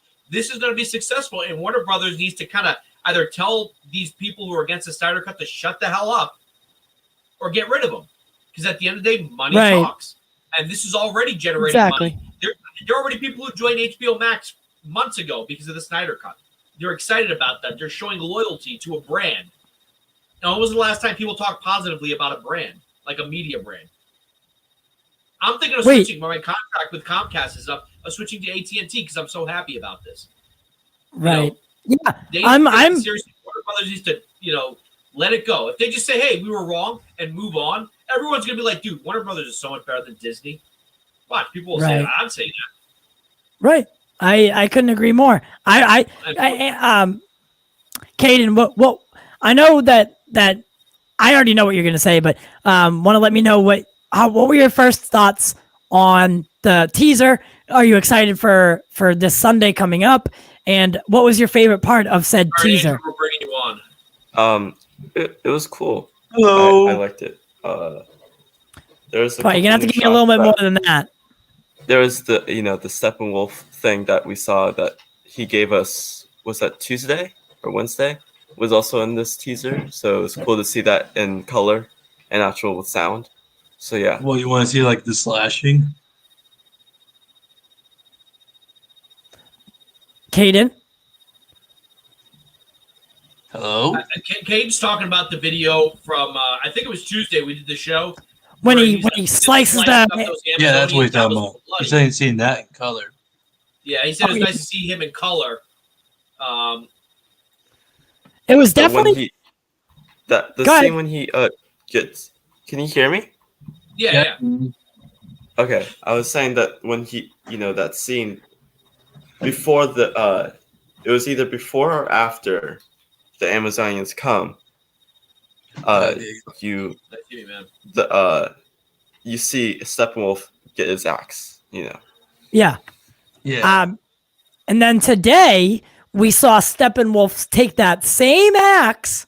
And make and the drive Omega it- symbol. Right. So, that axe has definitely got some power to it. It's definitely got some heat back in it.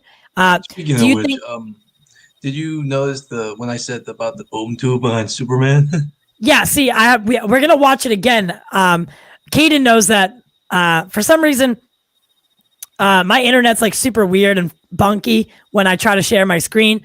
So, if one of you guys wants to share the teaser again, and we can watch it. Andrew, could you do that? Because I might have to step out any second. I'm waiting for my ride to get here.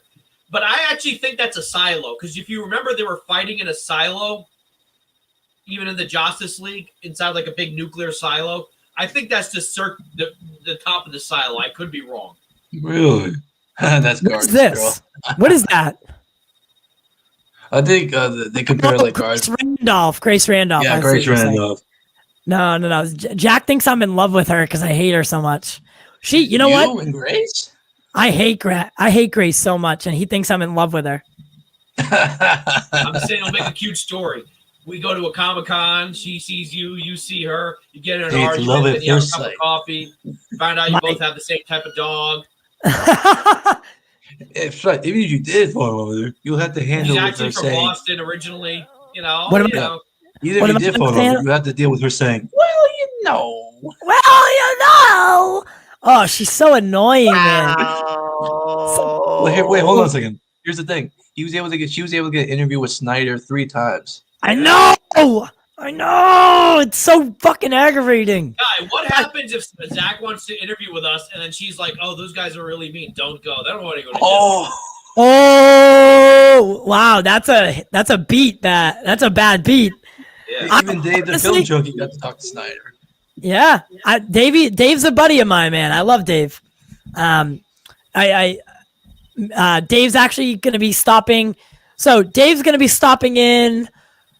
Let me see. I got the on the 24th. Dave will be here. On the 27th, we have a Warner Brothers employee coming on.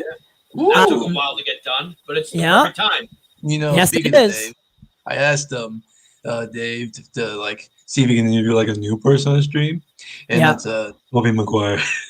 Toby, my God, I would love to see Toby talk. Like, I would like to see Toby being interviewed again. Like, have him kind of say what, like, hear what he would do if he was, like, right, keep it all hypothetical. Be like, hey, if you ever were to return as Spider-Man, like, what form or fashion would you like to do that in? Kind of get what he's thinking. certain MCU film. Yeah, exactly. But, All right, boys, I gotta leave. Andrew, would you be able to do the share screen? Yeah, Yes. sure. What do you want me to share? Make sure to click the share audio, and you can do that. So do that first, then I'll leave because I don't want to. What should I share? The Snyder At Cut the teaser? bottom. yeah. So open up the trailer if you can. Oh, Go to sure. that page, Let me just get on the Twitter. So, and then, Gavin you can Cooley, share that page Stormbreaker. specifically. Stormbreaker, Alright. level 10 noob. Steppenwolf's axe, Here. level 100 master. Kong's axe, level 1000 legend. I love that, Gavin. I love that. Like, between Stormbreaker. Actually, let me know what you guys would want. Right while he's pulling that up, if you had the choice, right, you are going into battle. By on the wall, you have 3 axes, right? So you have Stormbreaker, you have Steppenwolf's axe, and then you have Kong's big ass axe, all on the wall. Which one do you choose? Oh, that is a tough one. It is a tough one. Since I like Thor, I'm gonna choose Stormbreaker. I was gonna say I might choose Stormbreaker. Caden, what are you choosing? Yeah, Stormbreaker. Stormbreaker. Yeah, I might go Yeah. Stormbreaker. It's between Stormbreaker and Steppenwolf's axe. We just haven't seen the other 2 fully in action. So as of right now, it would have to be for me, it would have to be Stormbreaker. Right. Want me to full screen this? Yeah, full screen there, bitch. All right, do you want me to have the sound on? Yes, please. All right, let's do it. All right. When you see the boom tube. Oh, so beautiful. The Omega symbol, my God. Yeah, right there. All right, see right there? So you think, are you talking about the blue? Yeah, the blue thing behind them. Are you sure that's not a break in the wall? Well, when I was on Sill stream, people were saying that was a boom tube. Even Prime said. Oh, really? Okay, but back it up a little bit. Let's back it up a little bit. People say that it's a boom tube too. That Okay, it's so let's like like the boom tube from Young Justice. Yeah. So you have to think about the angle that we're seeing Superman at right now. If you were to guess though, you'd say that we were looking above Superman and out. But actually, I think we're looking at Superman from a different kind of angle where what's behind him is actually the ground, right? The ground. Not a wall, but so we're like slightly above Superman and we're looking diagonally at him right now, right? So what's in back of him is actually the boom tube hitting the ground rather than so rather than like building behind him, it kind of looks like a window in a building. But you have to think about the angle that we're seeing Superman at right now is kind of like my camera, where it's kind of up above me and tilted down to see me. So what we're seeing in back of him is actually the ground because we're tilted, right? So that's the boom tube hitting the ground. That makes sense. Superman looks like he's gonna kick Steppenwolf's ass. Yeah, can you pause it right there? Look at that. Oh, let me get a screenshot of that. Let me see that. There we go. Let me get a nice little screenshot of Soups right there because that's beautiful. I mean, people are always screenshotting it on Twitter right now. Yeah, that is a beautiful shot. Look at that. What do you guys think of Black Suit Superman right here? Oh, it's awesome. Yeah, it's truly like he looks pissed off. And he does I don't know. I think it's a mix between pissed off, but more or less like he's motivated and he's ready and he's in. Like that's Superman right there. That right there is Superman, right? You don't have someone. This is not Superman that goes, "Hope is like your car keys." Right.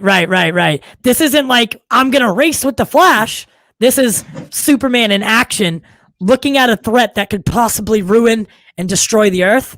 And this is him taking he goes action. with his heat vision. Bam! Boom! I love the edit right here, the cut where it's like him. He like blasts his lasers, and then it's like Zack Snyder's Justice League. Yeah. Beautiful. Someone knows like when you see Steppenwolf does do this, he cuts away, and that might still be Darkseid in front of the symbol. Huh. Okay, so all right, so guys, here's the Omega symbol, right? As we can see, Andrew, if you could just put your mouse where the Omega symbol is. All right, so that we clearly see the Omega symbol. Now, what you're seeing behind that Omega symbol it looks like a hentai tattoo is what I said, right? Yeah. Some like floral design.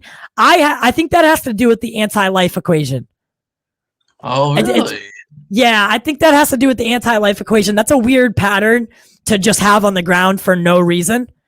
So I think the anti-life equation is a little bit. It's something that we're not expecting it to be, and I think it's. we if can you look at see the, if you look at this origins location, of. Go ahead, Caden. We can possibly see the origins of the anti-life equation in the history Right. lesson too. Like if Right. you know, if you wait a think of it, Euxis might have hid part of the anti-life equation in Earth, and Right, then now when he was here Steppenwolf with first. the axe. Steppenwolf the axe can now access that part of that. That I also part. noticed something. The location. It's not in the history lesson. What if this is after his attack from the Amazons? Ooh, because look at the ridges behind him. So look at the mountain ridges behind him, and they're darker in this, but it could possibly be because like it seems like whenever those villains are around, like it seems like they bring like bad weather with them for some reason. Yeah. Um, And when I look at this so here, what you're saying is that edit right there, that cut scene. So Steppenwolf drives the axe in, but he's not necessarily the one that's bringing this up. Is what you're saying? This could possibly be Darkseid. yeah, I think this might be like. Well, on second thought, this might be the same location. I can't tell. Let's go back and see, because if you do watch closely, the edit does seem a little bit too perfect, right? Ready? Boom. Then all of a sudden it's that. So I don't know. The way the Omega symbol looks like the exact same angle we saw the Omega symbol in the Nightmare timeline. Right. Caden, what are you thinking? It's three possibilities. It's it's the history lesson. It's that same scene from Steppenwolf hitting the floor, or it is Darkseid in the end. A little post credit scene coming there, Right, with and bringing like, up. Yeah. Oh, that's a so what is he saying here? So Viper, I think Kate is onto something. This may be the same place the U6 unlocked the anti-wife equation in the past, and Steppenwolf went there in the present time and unearthed it again. I do. I like that theory. Because we have to stop thinking of the anti-life equation as non-physical, right? So the anti-life equation, I don't think Zach would just have it be like a like it's not something you unlock with the mother boxes combining. Like, yeah, that whatever. But I think the anti-life equation is actually something, right? Whether it's it's not like an Order 66 type of thing. Right, exactly. I didn't know how to say that without sounding like an idiot. But I think exactly. Yeah, this I do think this is because the anti-life equation is pretty much what takes Uxis and births. I don't like that name. Let's call him Darkseid. Let's just call it. I love it. I mean, didn't Snyder say that when Darkseid like kills Lois, Superman succumbs to the anti-life equation, which leads to the nightmare future? Is that what he said? I think I remember saying them that SnyderCon 2 years ago. Okay, and that was something that he was. So that's when he didn't even know that the cut was coming out. So he was just talking, like he was pretty much open about things. Batmobile. This is during the final battle, and if you look It's right also there, Flash right there. Where? That's not a parademon that's being hit in the back. That's the Flash running from this side over the thing right here. Batmobile. Yeah, that's Flash. Oh, you think that's the Flash? Yeah, if you pause it the right way, you can see that his shoes have like the if you pause it in the very beginning of the shot or the end of the shot, you see right there, like you can see that he's like on the Batmobile. Huh. That could potentially. I could see what you're saying there. And look at right there. There's like a red light flashing up. Yeah. Now, as we can see here, the color grading has changed entirely. It's not the red guys. As you can see, there's no more red sky. There's no more like this will be no more focusing on that Russian family. Right. That Russian family, I'm pretty sure, will not be in this fucking movie. Thank God. That was totally a Joss thing. Yeah. Dostovsky, that Flash entirely is gone as well. So I could definitely see that being the Flash simply because it's so blurry. I do think a parademon, if it was in this shot, we'd be able to see it like extending a little bit more. And the way it happens, definitely it's definitely not something we can confirm either way. But that shot right there with the arrow, that's my favorite. That's right here. Oh my God, is that beautiful? I think this is a history lesson. Because look at her arms. Yeah. So this is 100% during the history battle because the ship is there. That's right? Artemis. And she is gorgeous. Like this shot right here. I'll take this over the Justice League. I'll watch this one scene right here. Her shooting the arrow into that thing, into the ship. I'll watch that on repeat for 2 hours before I watch. I can beat you with that. I can beat you with that. I know a scene I can put on repeat a lot. This here. Nick Flicks is asking if we're gonna break down the trailer on February 14th. Oh, you bet we are. You bet we are, baby. So I'll come on when that happens. All right, we're inviting everybody. I know that Dawson and the Four Nerds gonna do a trailer breakdown on their Four Nerds channel. Yeah, so pretty much we have to compete with everyone in the Snyder movement, and that's that's a big thing. Right here, this is a show, Wonder Woman slashing. But one sec. So February 14th, we'll be going live at 11:45 a.m. in the morning. Get your coffee, get your donut, get your liquor, however you like to do things. Come join us, and we'll be live for the whole time. We're gonna watch the trailer together, react to it. We're gonna cry a little bit, talk. We're gonna do it all. Everyone's invited, and we'd be more than happy to have anyone who wants to come on for a second. Come on for a second. We will be rotating through, but we do ask that anyone who wants to stop by and say something, please do. So you're all invited, basically. And what does he say? 407 Viper. There's no more weird purple tentacles and flowers. My man, I love it. I love it. What is up, Kinky Sphincter? I love saying your name. Yo, what's going on? Can't wait to see the trailer Sunday. Also, Friday night, we'll be doing a Justice League watch party. Come make fun of it with us. Come watch it for one final time. Join us. It's going to be fun. We're going to find a way to make it more interesting than the movie was. So, Andrew, what are you looking for now? Looking back to on the previous footage we had of the film. Okay. I just want to see what we can depict from that. Yeah. Okay, let's do it. Yeah, apologies, Mike. I think it's a little slow today. It says he's not sleeping till the trailer drops. How is everyone else feeling about that? You not sleeping till the trailer drops or what? I don't think that's healthy. We got like 5 days left or 4 days left or whatever it is. 3 days. I don't know. I can't count. I've been up for 3 years now. Ill Life. What? Yeah, careful with the music. Careful with the music. That's the only thing I ask. So here's that shot of Darkseid.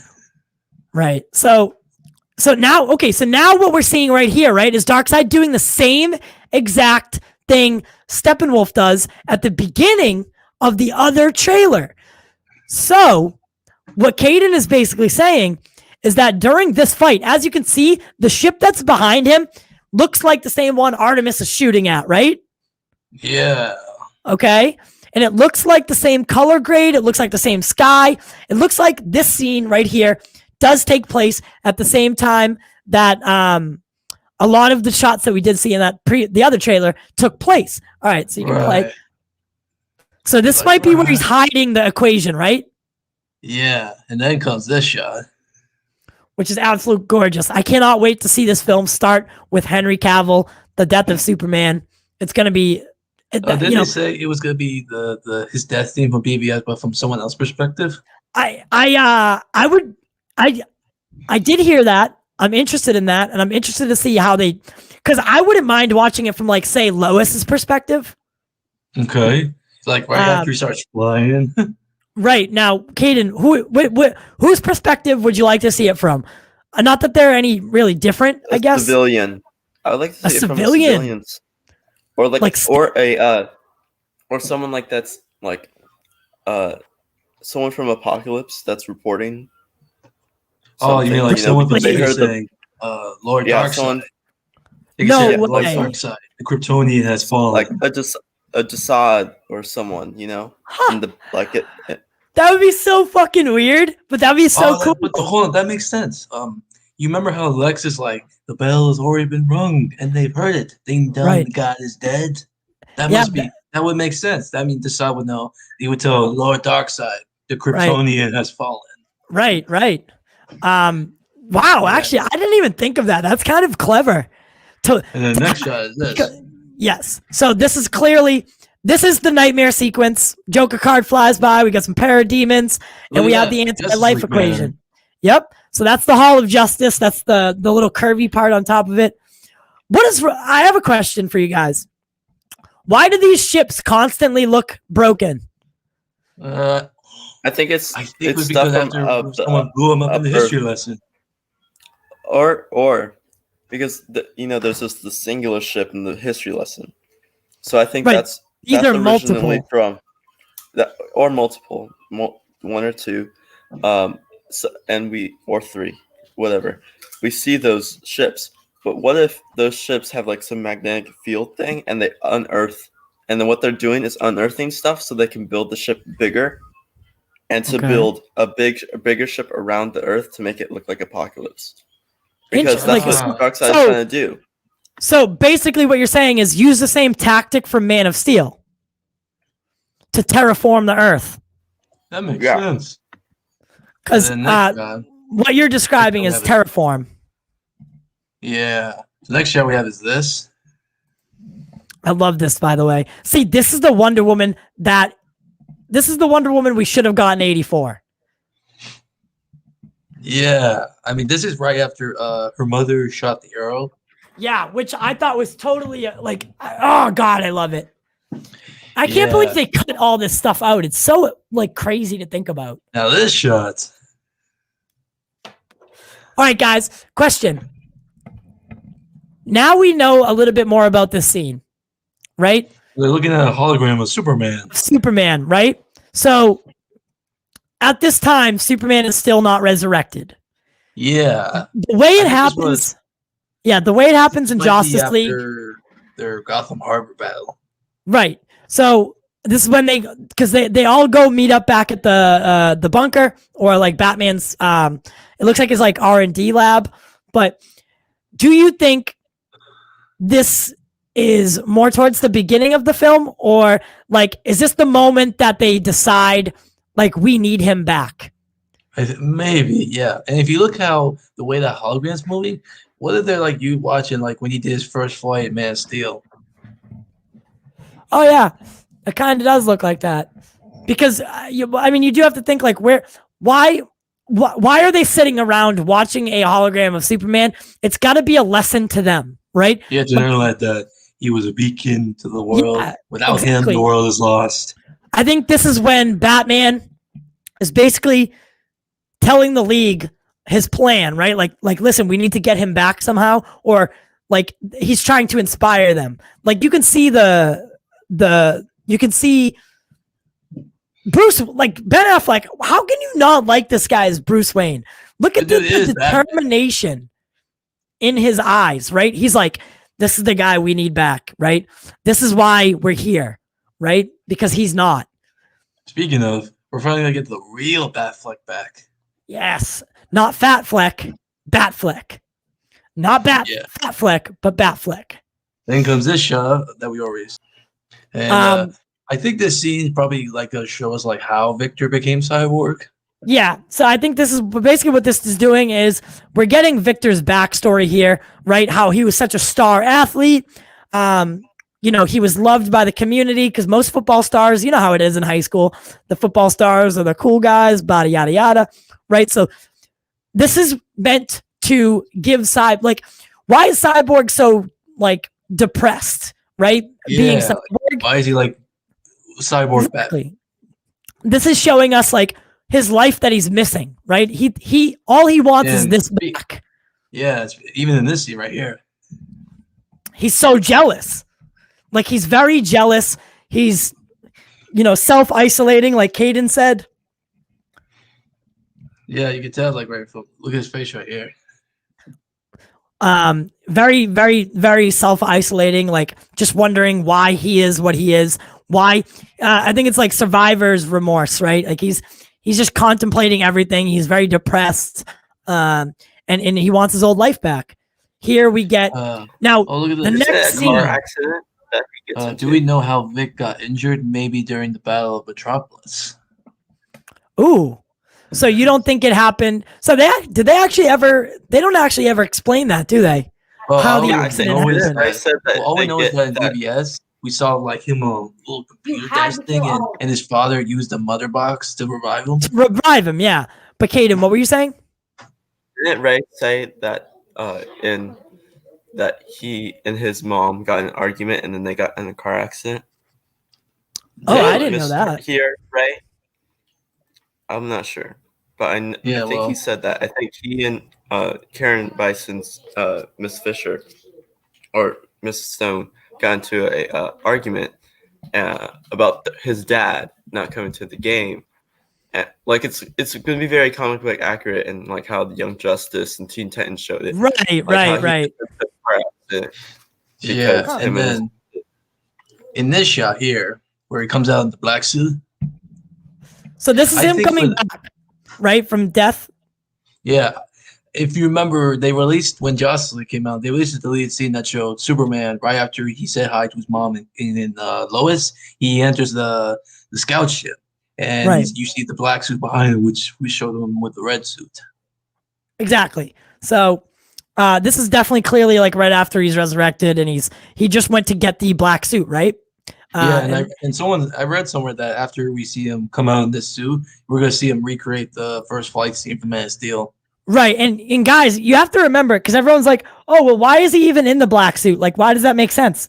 Well, that's because Doomsday put his fucking weird hand through it, and there's a huge tear in the chest. He is being resurrected, and he has to go fight a battle, so he needs a suit. So he goes and gets the black suit. At least that's my idea, right? And it's also a cool resurrection scene. Now he's wearing a black suit. The black absorbs the sun, so he needs to heal up. Yes, the black. So in the source material, the black suit has been used because exactly like Caden said, it absorbs sun, and since he's just been resurrected, he does need to get like a kickstart almost. So that also makes sense. Thank you, Caden. I did forget about that. So the black suit does have a purpose, is basically what we're saying. Where did Homeboy go? Okay, there he is. Sorry about that. So then you see this shot here. I want Cyborg to say something like, Superman is different than the other Kryptonians. There is something ancient in him that makes it possible to bring him back, referring to the Codex. And yeah, people do forget that the Codex does live inside of Superman. Right. And I don't think that Zach did that just for it to be like, because if you think about it, the Codex really has never been brought up again. Like Man of Steel. So why was it put in him? Like we never really got like a follow-up on that or anything to do with it. It was just kind of Man of Steel ended and we never heard about the Codex again. But I think Zach could be setting something up for us to figure out. Like, oh, hey, remember that Codex? Yeah, that's what allows him to be reborn. Yeah. So then his shot here. Well, Kiersey Clemens did say she was playing Iris. No, I said, how do you think she's gonna do? Like, how do you think? Like, are we gonna like her? Are we gonna like her? Are we gonna? Maybe she's just done one scene. But right here, I noticed like he's pounding in a graveyard. Is he pounding or is he digging? I need to look again. He's a grave digger. He's a grave digger, like that monster truck. So, what do you think is happening? Do you think he's like mourning over his father's death, or is he digging up Superman? Right. That's so. I think he's digging up his mom because he looks. Ooh, that's really dark, Caden. That's really dark. Why is he digging up his mom, man? Maybe he thinks that he can use the mother box to bring her back, but then the mother boxes give him the vision that he's that scene when he's like in human form and he like moves his hand and then brings all the the rockets down. He's Yeah. having that he's like, the mother box is giving him a vision that he can't bring back his mom. Oh, so you don't think he's digging Superman up here? Because remember, in the Justice League, we get like a weird, I don't know what it was really, but like a weird buddy scene with Cyborg and the Flash, and they're going to dig Superman's grave up. So I think why would they bury Superman in the public graveyard? Because look what they did, what Lex did to Zod. They don't want someone else to do that. So clearly they have him somewhere else protected. Okay, makes sense. So then after that, you get this glorious shot of Batfleck.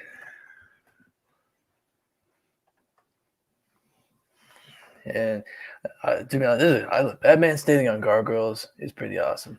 Oh my god! Look at that gargoyle too. That's not just like your normal gargoyle. That's an epic Zack Snyder gargoyle. Yeah, look at that. That looks like Death himself. If I was to say who the Grim Reaper is, well, yeah, he's right there. That's the Grim Reaper. So then after that, there's a shot of Lois meeting Martha. And some people were saying that wasn't really Martha. That's really Martian Manhunter disguised as Martha. Yeah, Oh, because that's a reach. No, because Zach showed a storyboard of the scene with Martian Manhunter leaving, and Martha leaving, and it turning into Martian Manhunter. So yeah, and Zach said that there's something about the scene that is going to seem off, and it's not because it's not from Lois, but it's from Martha. That seems very off about her. And interesting. Yeah, interesting.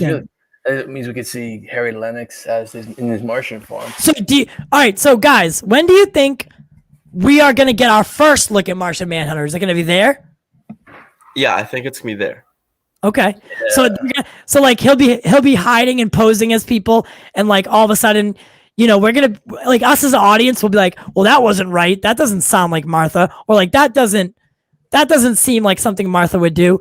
And then like that will happen a couple times throughout the beginning, and then he'll show himself, or does he show himself right after the first one? Okay, yeah. So after that. Depending on that shot takes place. So whenever the Lois Martha takes place, if it's first or second of showing Martha, and I think this is the only time we see Martian Manhunter disguised as Martha, though. Mm-hmm. But other times we might see the real Martha, and there might be like some hint that this isn't Martha before we get this scene. Okay, so here we have that makes sense. Here we have Aquaman's. Is that his old armor? Yeah, I think that's his old armor. So his old armor. Whose feet is that? Those are some good-looking feet, though, right? I'm saying so. I heard just kidding. We'll see Willem Dafoe's Vulko in this. I hope so. He's definitely in the movie because that was one of the parts that was cut out. Per the information that we got. So I think Vulko and Mara might be. Oh well, there's Mara right there. Yeah, so they're back to using the air bubbles to talk, which I was a huge fan of. And look at this, another shot of Darkseid. Yep, love this shot of Darkseid, just being Darkseid. Well, I really hope we hear his voice. Oh no, we 100% will. We've actually the trailer. Oh, not in the trailer. Just in the film itself. Oh, okay. In the trailer, that would be a dope reveal. And there's Desaad. My man. That's my man right there. I love Desaad. And then this right here. So this is an interesting scene. So he's limping and crying. Right, and there's something that's holding him back. Like he's trying to struggle against something. So I think the mother box is kind of turning on him here. But look, Flash is right behind him. Right, and Flash looks very nervous. He kind of looks like the Flash from Justice League, but we know that's not the truth. But he's a very more serious character, but serious in tone, but also lighthearted. To see him scared like that, like Steppenwolf's most likely in this scene, and it maybe upon it's like their first like run in with them without the whole league, or something to that effect. Something's not right in this scene here. Maybe he's like controlling him. Ooh, I like that. Controlling him some sort. Ooh, look at that. And then this that's definitely a clear shout out to Dr. Manhattan, which I love. Really? Yeah, I mean he's dying the same way Doctor Manhattan did. But here's the thing, like if you look at it, like he's blasted at the mother box. It's a cool little like Easter egg. It's not really. It's obviously Dr. Manhattan's not going to end up being Cyborg's dad, but it's a cool way to throw a shout out back to Watchmen. And then comes this shot of the Batmobile. Epic. So it looks like we're getting the opposite view in the new trailer. Oh. If you see the buildings, they're the then same there's this shot. buildings. Well, look at this shot here. He's Just shooting some- mowing down parademons. It's in that same scout ship they were in. Uh-huh. And then this shot here. Which I think is wonderful. And then this shot, Steppenwolf. Steppenwolf drops down with the axe. His armor seems to be more fluid and like almost like an AI kind of deal. Something like maybe Tony Stark's nanotech, I mean, this but looks alien like, version. This looks like the Steppenwolf we saw in that scene where Lex Luthor was in the puddle. Right. You know, so it looks like his armor adapts to the situation that he's in. So it gets defensive when he might need it, but it kind of calms down when he doesn't. Okay. Then there's this. Again, no more red sky. Shall we? Then there's this shot. Looks like it's Flash. Yeah, that's Flash saving the people that have been what is it called? Taken by Steppenwolf from Star Labs. Then there's this shot here. More Batmobile doing Batmobile things. I love how the song hits right here. Like the song and the scene, it really like goes so well together. Speaking of the scene, you know how we saw that shot of Superman where he's doing the laser vision or just doing Right. Like Right. it relates to this scene. Yeah, no, it does. It does. So clearly that's like we're in the same battle right now. So Superman's about to punch really like Steppenwolf's got to be crazy powerful in this. Crazy powerful. Let me slow down a little. So boom, right? It's like immediate explosion upon punch. So yeah, then comes this scene. Love. So Batman's got some gauntlets here that are allowing him to deflect parademon blasts, which I don't think happened in Justice League, if I'm remembering. What if like he's updating his costume? Yeah, I would think so, because Batman's not going to just go into a battle with crazy alien forces and not be like, hey, I should probably upgrade a couple things, right? Oh no! I'll just take my Joker suit, the one that I wear, to fight the Joker. No, he's gonna wear something that's gonna help him. Yeah. Then comes this shot. Yeah. Okay. So stop it here. Oh, let's see. I would like to stop it I'd like to stop it and talk about. Yeah, but it looks like an explosion happens in the final battle. Right. I mean, that's like a mega explosion. So why I want to stop and talk about this is because the Speed Force is the key, right? The Speed Force is one of, if not the most interesting things in DC Comics in my mind or in my perspective. The Speed Force is definitely what is going to allow the multiverse to come into play. The Speed Force allows speedsters to manipulate time, to time travel, and to do several really, really cool things. Caden, what are you thinking about the introduction of what seems to be the Speed Force? He said he's back. Oh, okay. That was my fault. I didn't read that then. Andrew, what are you thinking about potentially getting a glimpse? I don't think we are going to get so the Flash still doesn't really know what's going on here, right? I mean, He's when they explode. new. So we see him and he looks very surprised, right? If you could pause it there. So he's looking like he doesn't know too much of what's going on. It looks like he's just tapped into a new feature of being a speedster. So I think this is really his first, I think the battle got so serious that he was so, his endorphins were going, his adrenaline's pumping, and he tapped into something that he's never been able to do before because he needed to do it. And I think he's really learning what the Speed Force is. And he mentioned it in Justice League. Says something about it makes him hungry or something. Something ridiculous. Something ridiculous. But you can hit play again. Yeah, So here again. Looks like he's in the Speed Force. Yeah, 100%. 100% the Speed Force. Zach wouldn't even talk about it when we did the trailer watch party. In this shot. Here we get the scene of Superman returning to Smallville to greet his mama. So that would actually be Martha. That's not Martian Manhunter, I hope. This is the scene that you were talking about earlier with Cyborg deflecting the missiles. I don't think this is real. Obviously, this is a vision that, go ahead. It's a vision. And so I think, so he, digs up his mother's grave, gives it to his dad. It's like, bring her back.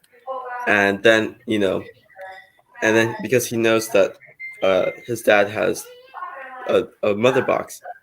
It's like, and then he's like, fine, I'll do it myself. And then he touches the mother box and he gets this vision of all these things of what his life would have been if he didn't get in that car accident.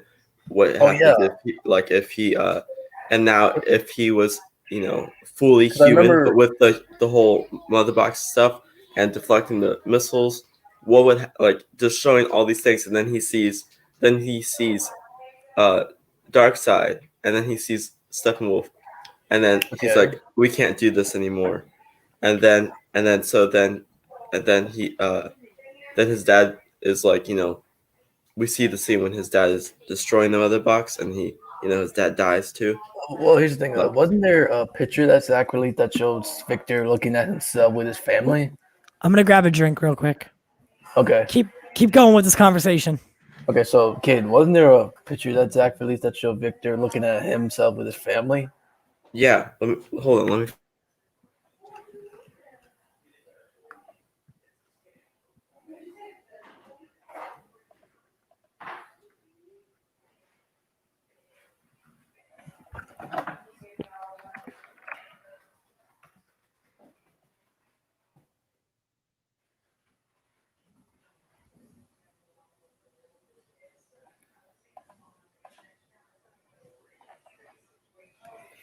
Let's see. So we got 2 teasers in the countdown before the main trailer on the 14th. What else do you think we'll see in the next 2 teasers?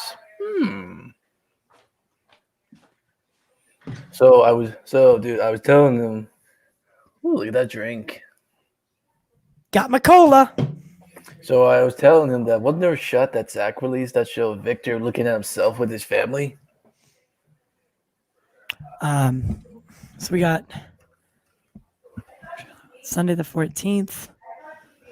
So we got 2 more teasers in the countdown before the main trailer on Sunday the 14th. Oh, so you think he's going to release 2 more teasers in a countdown kind of? I have a feeling. Is that confirmed or is that just a thing? I think it's a feeling. It's a feeling. I got a feeling. All right. So that would be cool. Oh, yeah. I found the picture that I was talking about. It's in the private chat, dude. All right. Let me take a look at it. Yeah, we'll look at that real quick before we go back to this. What is this? What is this picture here? It shows Victor looking at himself with his dad and mom. This was back in June of 2019. Okay. Yeah, Wow. Yeah. Oh. So what are you relating this to? Like what do you say about getting his family back, what the life he wanted? Right. Oh, okay. So do you think potentially that? Okay. So 1 second here. So here we got Cyborg.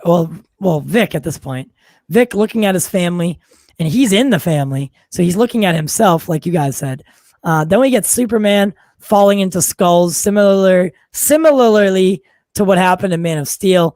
We got Batman in like some sort of vision of the nightmare sequence, and then we have Darkseid standing there during the history lesson. So do you think that multiple people are going to get visions of something Yeah, because I remember there was one time like where Cyborg's touching the mother box during the final battle, and he's like, ah. Yeah, right. All right, so that's actually pretty interesting. So we're gonna get multiple visions. There's a- Here we get the king of Atlantis in the history lesson, taking down some parademon bitches, Then there's this shot. which I love. Right, so we did get a little form of that in One of the old Justice trailers. League. No, He's like, you should probably move. yeah, but it wasn't. It's clearly not going to be as epic as this is.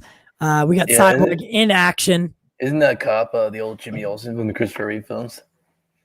Yeah, is that, that's Jimmy yes, Olsen. that was it. That's it. Yes, exactly. He's in the prison when Barry Allen meets his dad, and then he's in this scene. Yeah. Okay. And there's this shot. So this is like Barry full form in the Speed Force. Now he looks a little bit more confident in the Speed Force, and he understands what he's. Okay, look, yeah, okay. So this is what this is, and he's looking a little bit more confident in the way he goes about things, which is nice to see. What if during the final battle, Steppenwolf kills the League and makes the giant explosion, and Barry gets caught in the Speed Force and he goes back in time to prevent it from happening? And that's his first taste, and then he knows he can do it.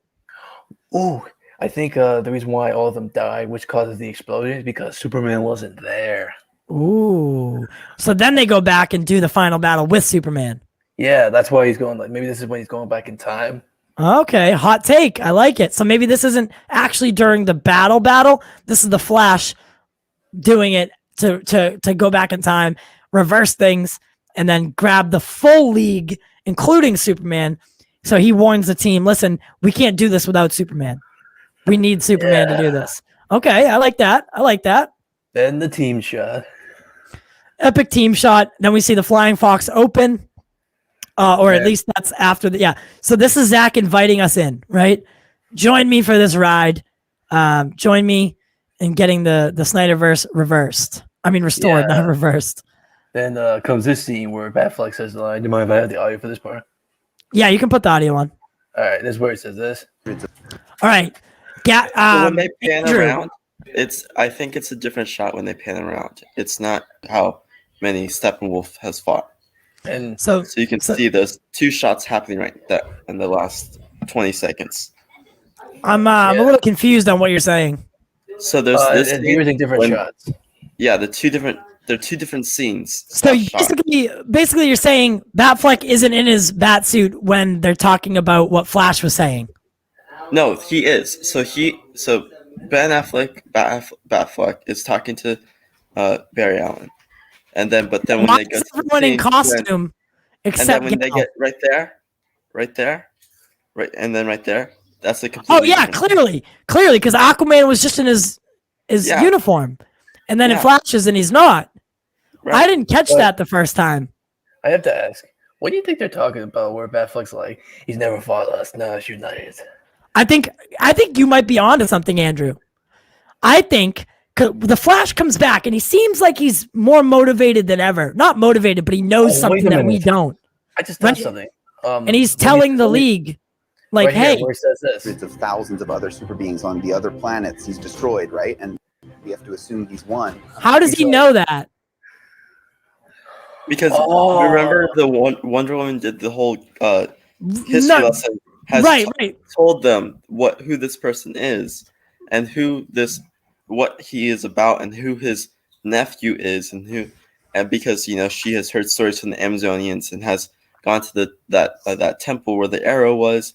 She has learned about Steppenwolf and Euxis / Darkseid and Desaad and all of them and the new gods and the old gods and the Atlanteans. Okay. And I think when he's saying not us united, he means not the Atlanteans, not the metahumans, not because they weren't really united when they fought Steppenwolf and Euxis, and they were just they had their separate plans, but now they all have the same plan. And so that's what he means by not us united, not all of our plans. And I'm thinking that in that same scene, they're talking about getting ready for the battle, and they think that they can handle it without Superman. But then when the explosion happens, Flash goes back in time to that exact same moment to say this. Hundreds of thousands of other super beings on the other planets he's destroyed, right? And we have to assume he's won. To say that. Right. So, like, when Bruce says "not us united," and I actually like Caden's theory because I think that'd be way cool, and like really like I'm just like putting up alternate theories here, but maybe what Bruce is saying is like they took him on. So like Andrew said, right? Flash has gone back and told them, "Hey, listen, guys, like didn't work. Not without Superman." And then clearly they're in costume, right? They just fought something and they're fucking pissed, right? And then Flash is like, yeah, but we need Superman. So like we need to get him. And then that's when Batfleck's in, right? I'm down. He's never fought us now. Not us. United. Unite the 7. Boom. Let's go. Yeah, because when you take you got Superman, Batman, Wonder Woman, Aquaman, Flash, and Cyborg. That's 6. Who's the 7th? Well, the Martian Manhunter, right? Maybe. Do you think they'll I think have him? it might be Martian Manhunter or Green. I think they were gonna originally do Green Lantern. However, it didn't work out for contractual reasons. So maybe Martian Manhunter's repurposed. Or, we just have to take it for what it is and say, yeah, us, unite the 7, right? But we know, there's only 6. That wasn't his fault. Originally, he wanted 7. Well, they'll have Martian Manhunter in the final battle? I don't know. I've seen fucking. I think the Unite the 7 is not. It's the Unite the 7 for all 3. So this is just the first step to Unite the 7. Superman's not part of the 7. It will be he will, because Zach said that he couldn't get Green Lantern for this film, but he can probably get Green Lantern for just 2. Because Superman is fallen to the anti-life equation, and he hasn't fully realized that he is Superman yet. So he's technically not Superman. He is the Man of Steel still. Right. He is not Superman. He is Kal-El / Man of Steel, Clark Kent. He's not Superman yet. Right. He lost he lost his own integrity in that title when he got killed by Doomsday. Oh, and so he lost the Superman title. He got killed by Doomsday. Well, he was never Superman. Perry White just said, or whoever said Superman, he was never officially called Superman. He was only the Man of Steel, or the Kryptonian, or until, this might be spoilers for the whole thing, but JL3, someone dies, and Kal-El is inspired by that person, and he becomes the Superman we all know. Yes, he becomes bright and all that stuff. He becomes like Christopher Reeve. # Batman. Right. You think this guy's gonna bite the dust? Way to just say it there, guy, huh? But someone might die at the end of this whole. So Zack Snyder's full arc, not in Justice League, the one we're gonna see. But if we do restore the Snyderverse, it will end with a certain character probably going away, and then that inspiring Superman to be the Superman that we all know. Everyone's money is on Batfleck. Right, because you kind of got to think that it was kind of foreshadowed when Superman dies, right? And it inspires Batman to be Batman again, right? Batman finds his moral was code. Not Batman and BVS. He was some other vigilante. He lost his moral code after the death of Robin, and up until he meets Wonder Woman and Superman, he's something different, right? He's branding people, sending them to life sentences, right? Like, or death sentences by branding them. He's talking to Alfred in a way we really haven't ever seen, right? Like telling Alfred that they're criminals, stuff like that. So I do agree with Caden, at least on that. I just have something funny. You remember in BVS where Batman and Superman had their fight? Imagine if you had Ben Affleck say this: I want you to remember Clark in all the years to come, in all your most private moments. I want you to remember my hand at your throat. I want you to remember the one man who beat you. Yeah. Imagine Ben Affleck saying that. I thought they were gonna use that line in BVS. I thought if Batfleck or Kal-El, if they change up that line to make it characterized for one of the Trinity people, to say that to Euxis or Darkseid, near the end, like, or Ooh, yeah, repurpose it. I like that. How would they repurpose that line? to like someone saying it to Darkseid.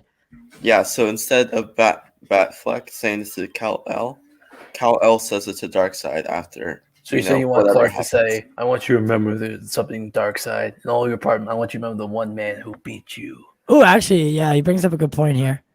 Do we Do we need a need Superman? There is. Oh, he just quoted the line. Yeah. Oh yeah, that goes back to that montage in BBS where it's like, well, That's like a really great montage. Must there be a Superman? Yep. And that also proves that he does save people. Yeah. All right, so let's finish up this trailer. I do have to wrap it up in a minute. Oh, that's the last of it. Oh yeah, well, I was thinking. I don't know why I was thinking that. There's more. But so Nick Flick asks, "Is Lex gonna be in this joint?" Lex will be in it for a post-credit scene. I remember Lightcast had Taylor Murphy on recently, and then they asked, "Will like Lex be in the Nightmare timeline?" He was silent. He was. And Lex could definitely be. Was something that Snyder said, like during the Snyder stuff when everyone's asking him questions about this cut/film. They always talked about how they always ask questions about the nightmare. They never asked about the current timeline. And he said that the main people that survive, you see, are Lex, is Joker, is Slade, is all these people have a purpose in the nightmare scene, and that's why they're alive. The people that have died before the nightmare scene has died for a purpose. Everything has a purpose, and Lex has a purpose, Joker has a purpose, Slade has a purpose for Batman, for Darkseid, for Superman, all during this nightmare scene. Yeah, and I remember someone saying like there was gonna be a scene where Deathstroke makes Lex out of jail. Yeah, so the post-credit scene originally for Zack Snyder, and if he had gone on to complete his film in 2017, would somewhat show a similar thing to what Justice League did, but not really. Oh, Zack says there isn't a post-credit scene. It takes place in the movie. Yeah, so now at this point, it's been changed. So I'm interested to see on how they change it. But Lex was contracted, so they can. So he was originally contracted in 2017, and anyone who had a contract in 2017 is fair game 2021.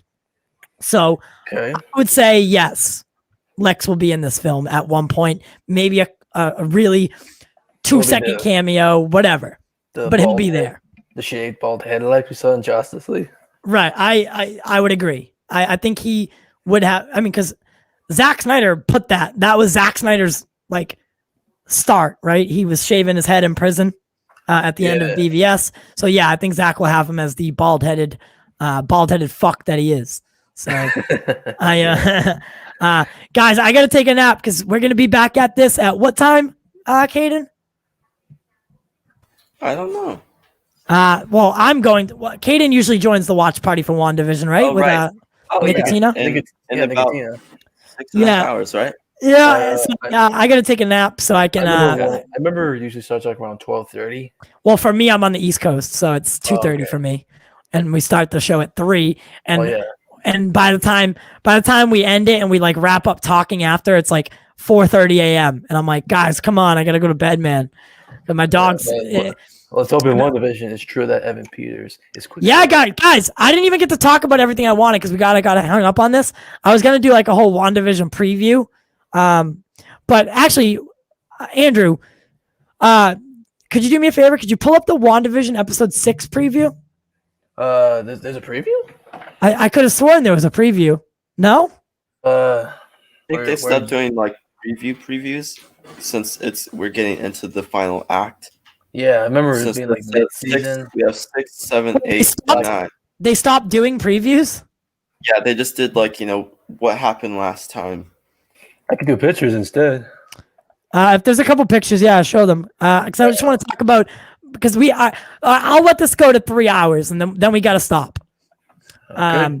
Well, first up, I got to ask, how this will pull into play?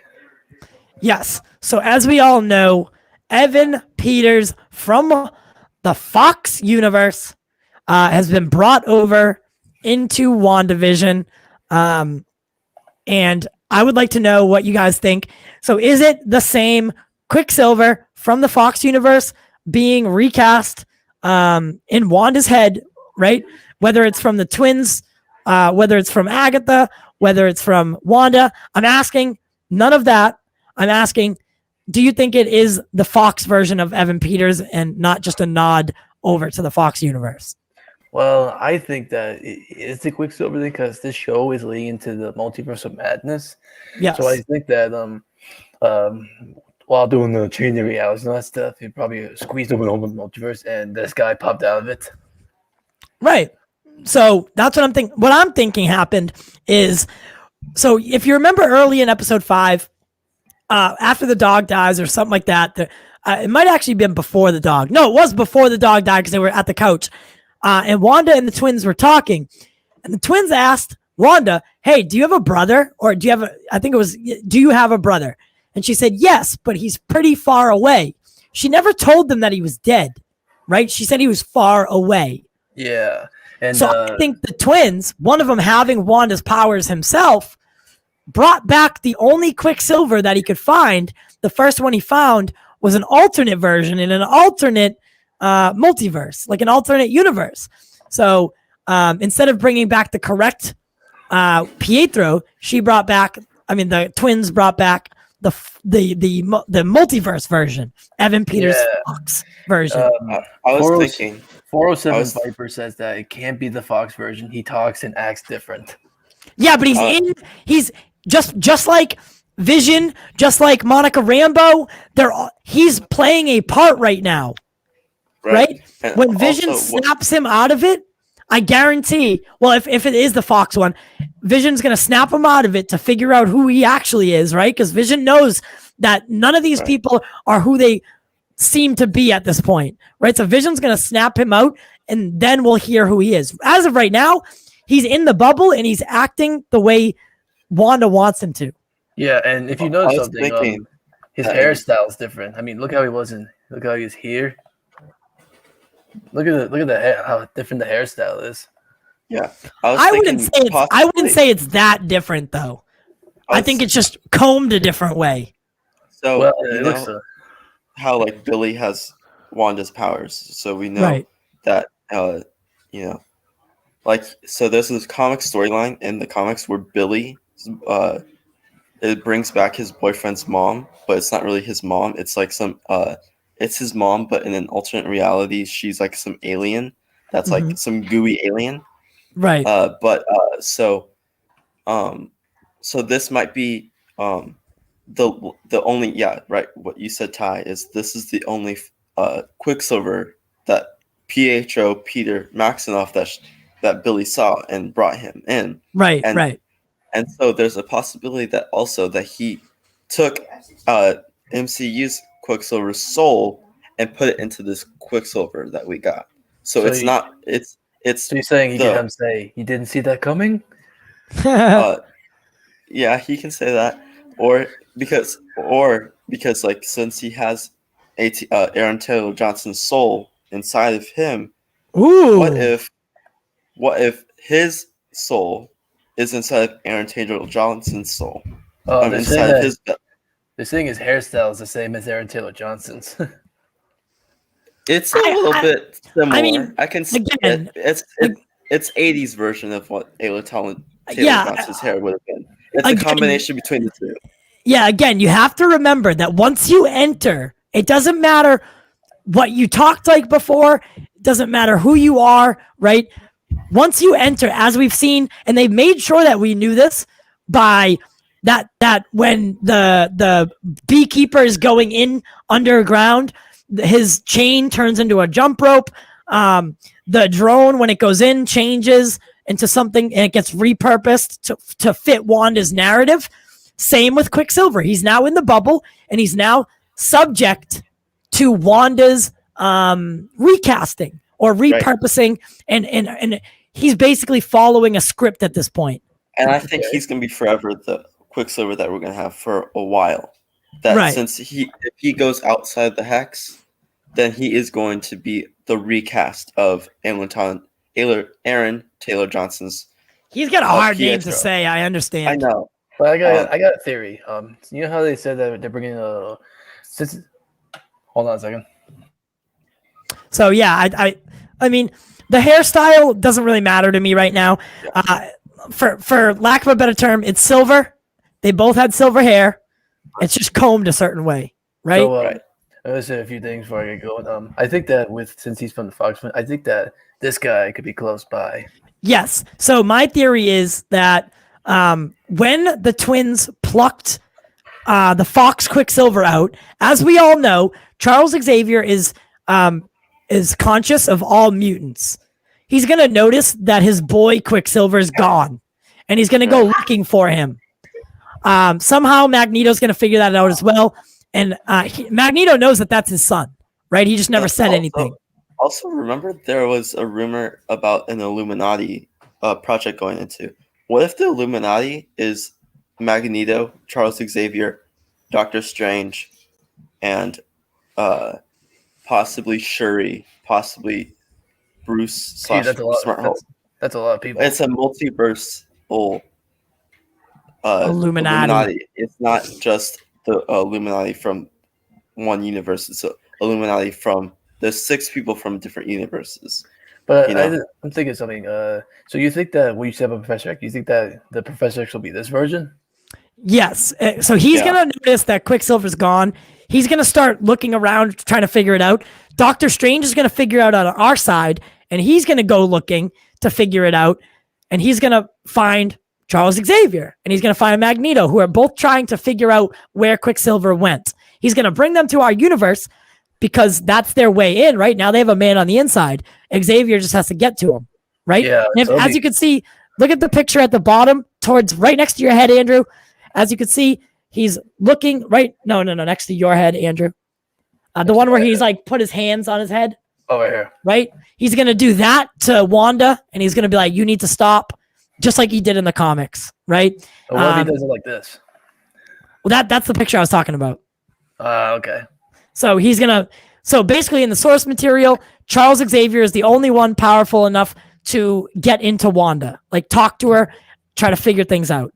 So I think the big cameo this season, or this show, is in fact your boy James McAvoy.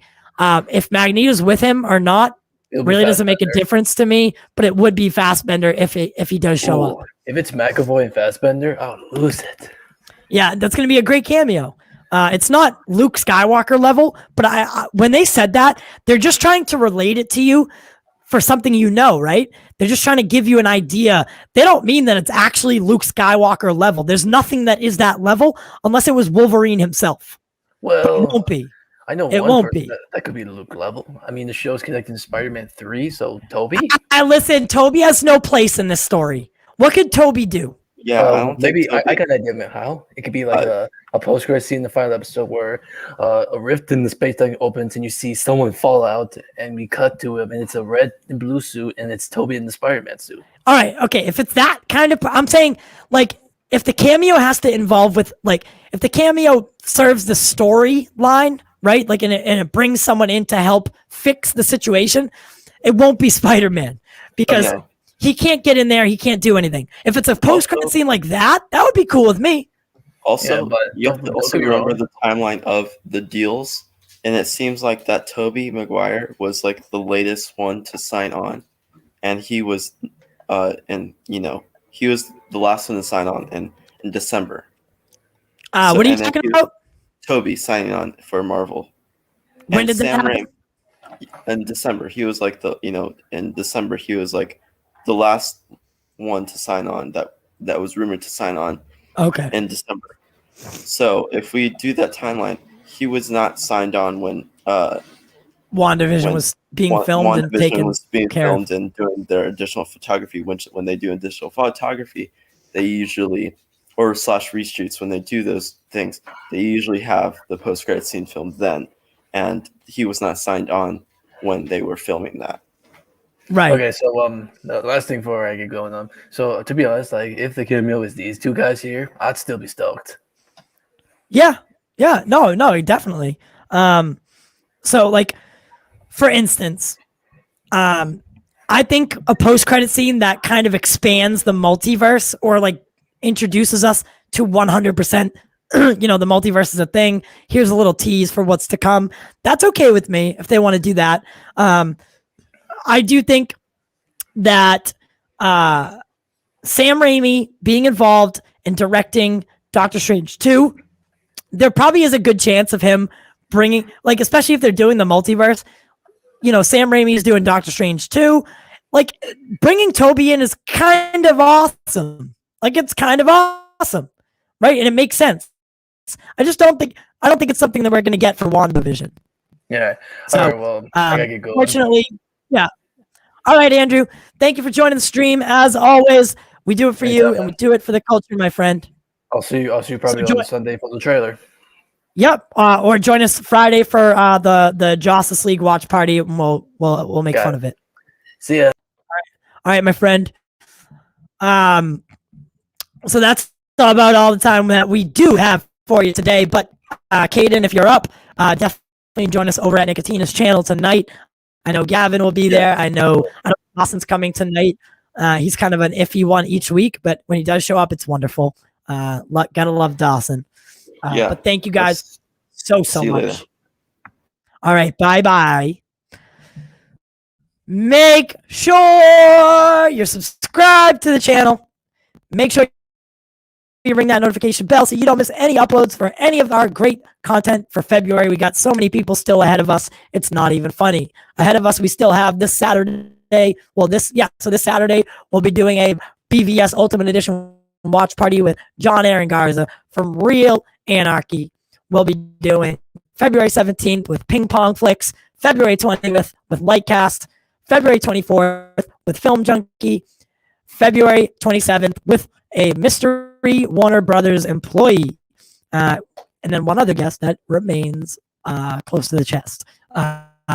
Thank you guys so much for being part of the Pop Culture Corner. We love you, and we do it for you. And I don't know. I'm kind of running out of things to say. Join us next time tomorrow, but come join that watch party tonight and subscribe to Nicotina's channel, my dudes. All right, as always, guys, it's been a pleasure, and I will see you technically.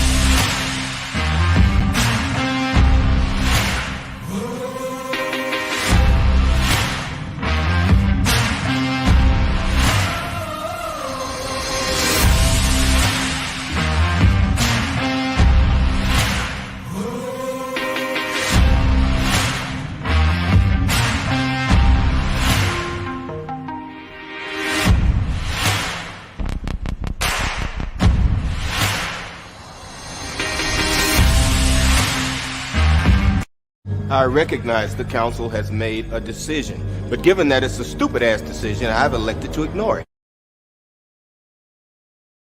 Got us united. But it was weird. We do it for you, and we do it for the culture.